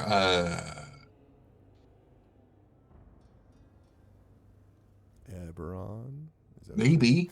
Possibly. What if we wind up doing this again before? That's true. It might set be. those dates. That's true. Either So, Dragonbane or Eberron, I guess. We'll go with this. Here. Yes. We will be here, and you should check out all of Tren's stuff. I'm zipping along because I know we're running over as it is. So, but thank you, Tren. Good stuff today. Tari, I would like to ask you the question, or specifically ask Hate the question. If you participated in the game session. I did. I'm marking languages. Awesome. Did you explore a new location? Not so much. Not so much now. Did you defeat one or more dangerous adversaries, though? Everybody else did. I was completely useless for this fight. Yeah, but I mean, still, you're in the party as part of the defeating. When you have a dangerous adversary go down, I'll take myths and lanterns. Okay. Did you overcome an obstacle without using force? Does pocket sand count? I don't think you really overcame anything when you did that. Okay, then no. And did you give in to your weakness? Did I? Ooh, is this breaking the streak? Did you not? Well, I mean, like, I'm just, like, playing a strip, but there, like, was never, like, really anywhere where that would have, like, come into play. Well, I guess, like, her being, like, Chuff can just, we're not going to get Chuff back. Also, my stupid camera keeps acting up. I don't know why. Yeah. Been doing that for a little while. Yeah, I'm just going to turn it off for now. Who's speaking? The ghost is back. The ghost is returned. I don't know, Greg. You tell me. Does this count? I mean, the reason I'm leaving it to you is I want to know if there's a sense that you were playing into it. When you did the thing with Chuff, do you think you were kind of like, yeah, Hatea probably wouldn't, Yeah. No, yeah, definitely. Okay, so then the answer is yes, you did. So go ahead and mark. I'm gonna use elementalism. Okay, let's make those advancement rolls, and let's see how we do. Okay, so Ahatea does not advance on evade, does not advance on languages, does, however... Wait, I do advance on evade. Nope. No, you don't. But I rolled less? It's not you have to go the other way. Remember, for an advance, to go up a level, you have to exceed the roll. Right, okay. So, you did not on evade or languages, but you did, and you did not on elementalism either, but you did on myths and legends. So, you have advanced in myths and legends. So, very eventful session for Ahate as well. Triggered a trap, and just through complete dumb luck, and I'm serious, if you had been standing, you would 100% have been hit by the things, but literally, it says the ghost hits you, blah, blah, blah, and you were knocked prone. I'm like, well, you're prone, so the things shoot over your head. So Yeah. as it turns out, it worked out. When you put all that together, and the fact that you almost lost a minion, but not quite, and you were, trying to do stuff. The thing with the spell with the deadly embrace was funny too. When you're like, oh, god damn it. I was like, this was going to be so cool. It would have been so neat. I know. Pun not intended. But man, stupid undead. How did you feel about today's session, Tari? Well, What this will was- Fudge next? Harrowing, as everybody else said, and yes, I agree with everything that was already said, just to move things on. Quickly, people can find me on Tumblr, on Blue Sky, and on kara.app at TariTunes, where I post my art and other things. And please go follow me there. And otherwise, people will see me here next for the next Dragonbane stream, probably. Though scheduling is going to be a nightmare because I'm going to be traveling for 2 weeks next month. So Yeah, we've got that going on. We're going to see if we can get a game book illustration stream schedule, but again, it all depends. Schedule will be a little bit up in the air for Tari and May, but we'll get Yes. something. We'll do what we can. Thank you, Tari. Great stuff tonight. And last but certainly not least, Crocs, Toriel, did you participate in the game session? Yes, I did. Did you? What are you going to mark? For this, I am gonna mark hammers as the topic I of can the see day. why. Yes. Did you explore a new location? No, think so. I've gone back to one I don't like particularly. I was just thought to myself, I wonder if Frogor, like, do you explore a new location, like the afterlife? Almost, but not so much. Okay, you did not, however, get there, so no. Okay, Toriel, did you defeat one or more dangerous adversaries? I believe so, yes. You did, and in fact, if it were not for you and that hammer, you might have had a harder time defeating one dangerous adversary. That's So yes, probably what are you true. going to mark for that one? Just preparing for the future, I'm gonna invest in healing. Makes sense. Did you overcome an obstacle without using force? Oh, I was the force. There's no discussion about this. Yeah. No, I mean 100%. And did you give in to your weakness? I did not. Okay. And did you get any demons or dragons? No, my Okay. rolls were Just they were there. disappointingly average in All right. that regard. Let's do the advancement roll then.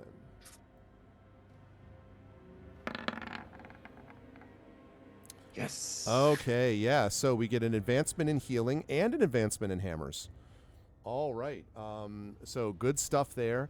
Crocs, good stuff from Toriel today. The obviously very important in the combat sequence. And I would think that Frogor, despite the harrowing nature of things, would feel good about possibly having some chainmail. And Toriel's got to feel completely badass that you've just gotten the Fiend Crusher. I would say that does a whole lot. Very impressive Warhammer. And like Tari was saying, or like I guess like Bruce was saying, big swings, right? Like big attacks, very dangerous, but some serious loot. And that magic weapon is going to be very useful given that you've already run into a bunch of things that are less impacted except by magic. So now you got an awesome weapon.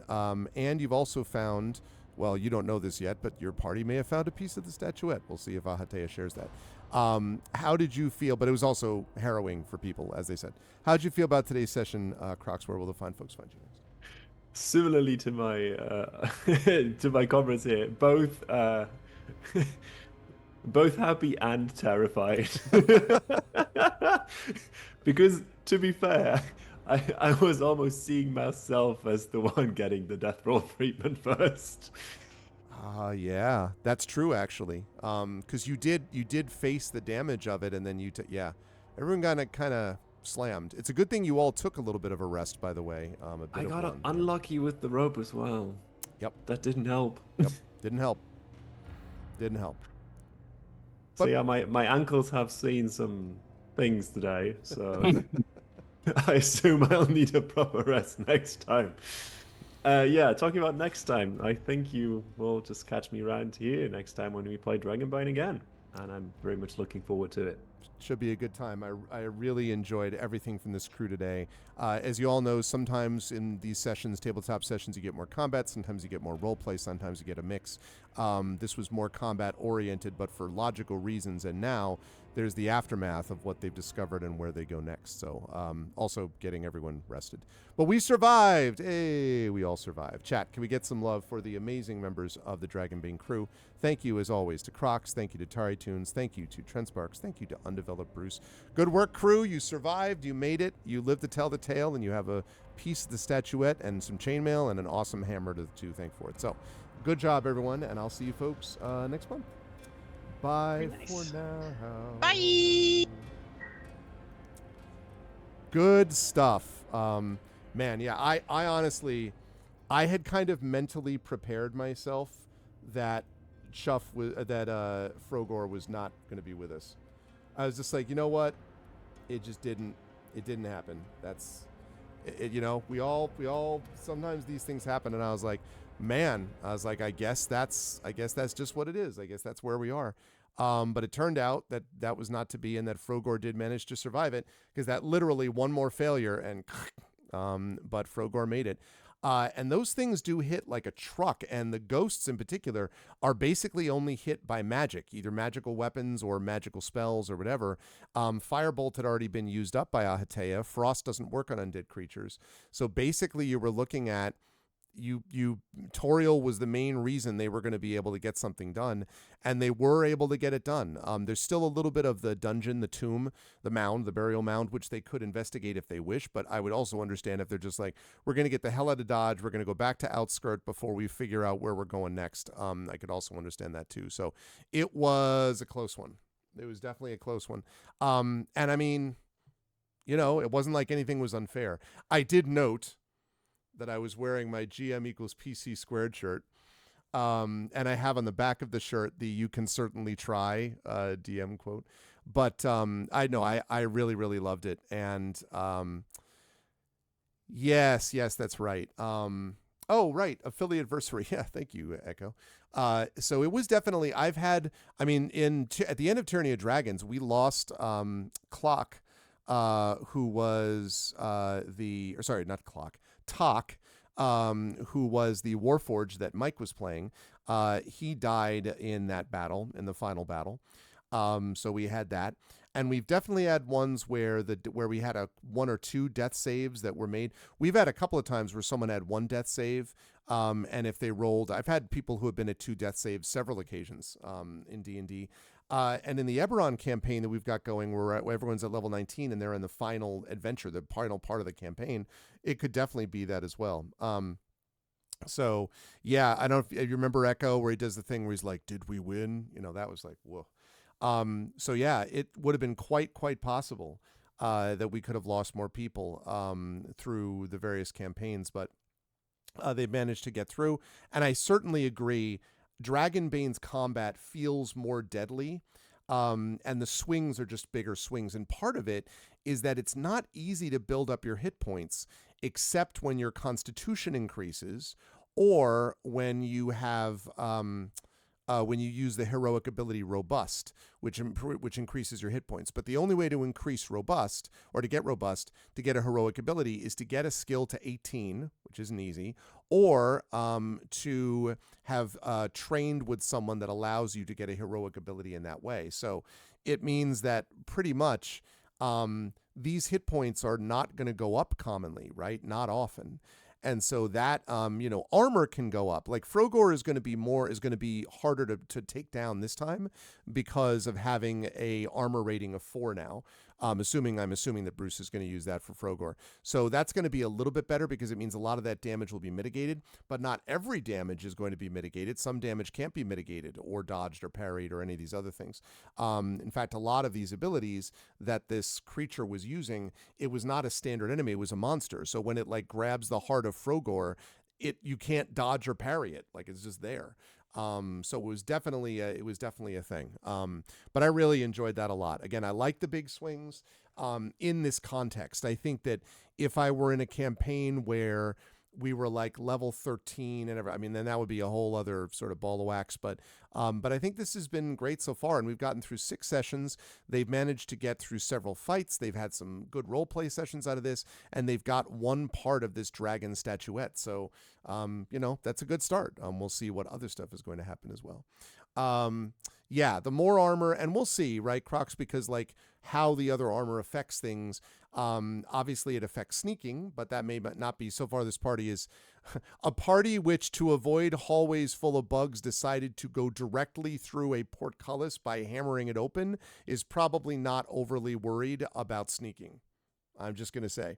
Maybe later on, but the party was definitely like, let's keep it quiet and not wake up the white. They're just like, bang, bang, like, okay, then that's where we're at.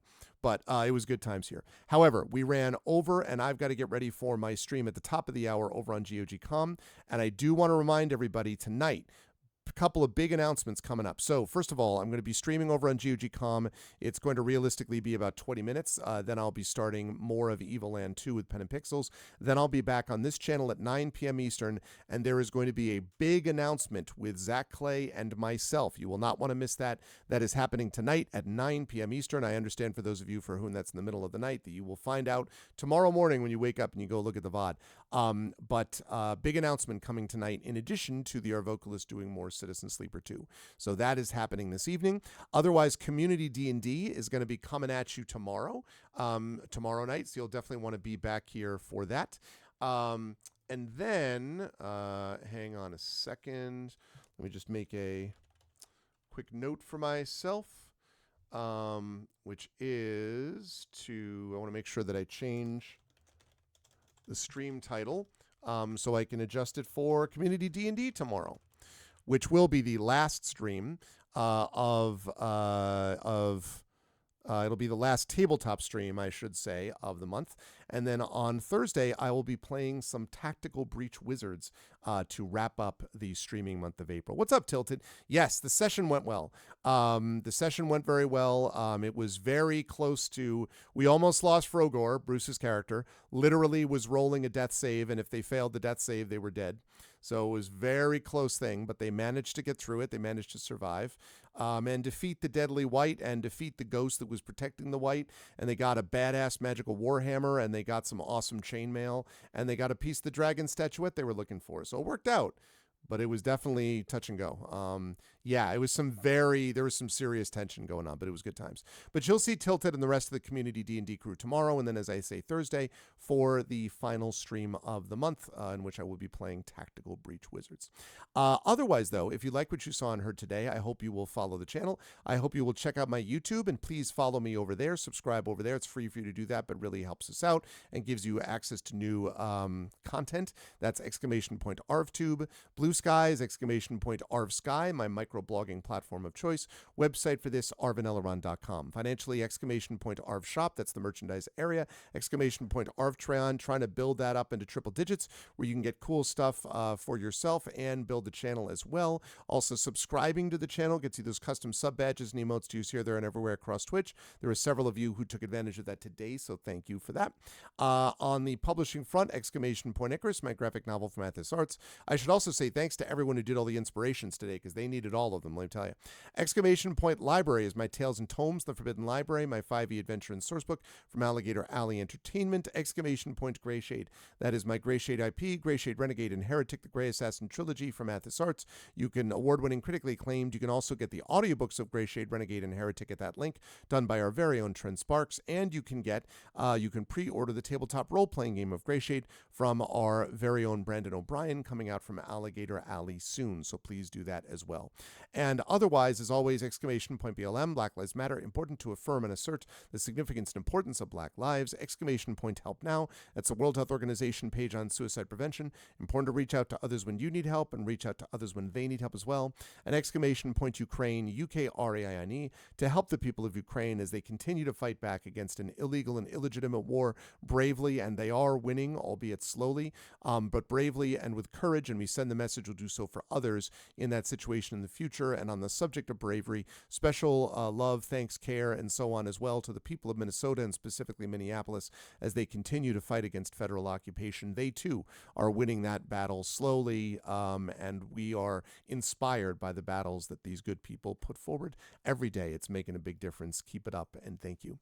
I want to thank everyone who made this an awesome stream tonight. Thank you to my wonderful mods. Good turnout today, too, by the way. Thank you to my wonderful mods, Prince Justin, Triffity Metz, best in the business. Thank you to my wonderful Patreon supporters and subscribers, Prince Justin, Triffid, Effect Life, Nonstop, Wispy Song, Echo Alpha X5, Tilted Gaming, Imaginary, and of course, Trendane. And thank you to my wonderful viewers. Thank you to Baron Valor, to Big Boss, to Craigery, to Determinologies, to Hillness, who's of course also a sub and a mod. Thank you to Jagtress. Thank you to Kagum Tamago. Thank you to Mr. Jonas.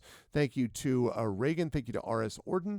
Thank you to the Airmaster. And of course, thank you to the Crocs. And speaking of those, thank you especially to the wonderful Dragonbane crew tonight. Thank you to Trendsparks. Thank you to Tari Tunes. Thank you to the Crocs. And thank you to Undeveloped Bruce. Great work from everybody. I am going to head on out. I will see you folks over on GOG.com in a few minutes. Again, probably 4:15 is when we're going to be starting with Pen and Pixels playing more Evil Land 2. And then right back here at 9 p.m. Eastern, again, the Arvocalis with Citizen Sleeper 2 and a major announcement, a big announcement coming from me and Zach Clay. Will not want to miss that. And otherwise, I will, and then again, right back here again tomorrow night for Community D&D with the Shadow Crew. More Dragonbane to come next month. And again, don't forget, everyone, ArvCon is now literally 1 month away. ArvCon, to benefit Damon Runyon, we want to make it the best yet. It is going to be our 12th edition of this. This is our 12th ArvCon, and we have already gone over $40,000 raised. Boy, it would be great if we could hit 50K this year, but I'm going to be setting a goal and letting everyone know. I've already reached out to a bunch of companies. I've already reached out to the participants. And so I am assembling the troops, as it were. So I'm super excited for that.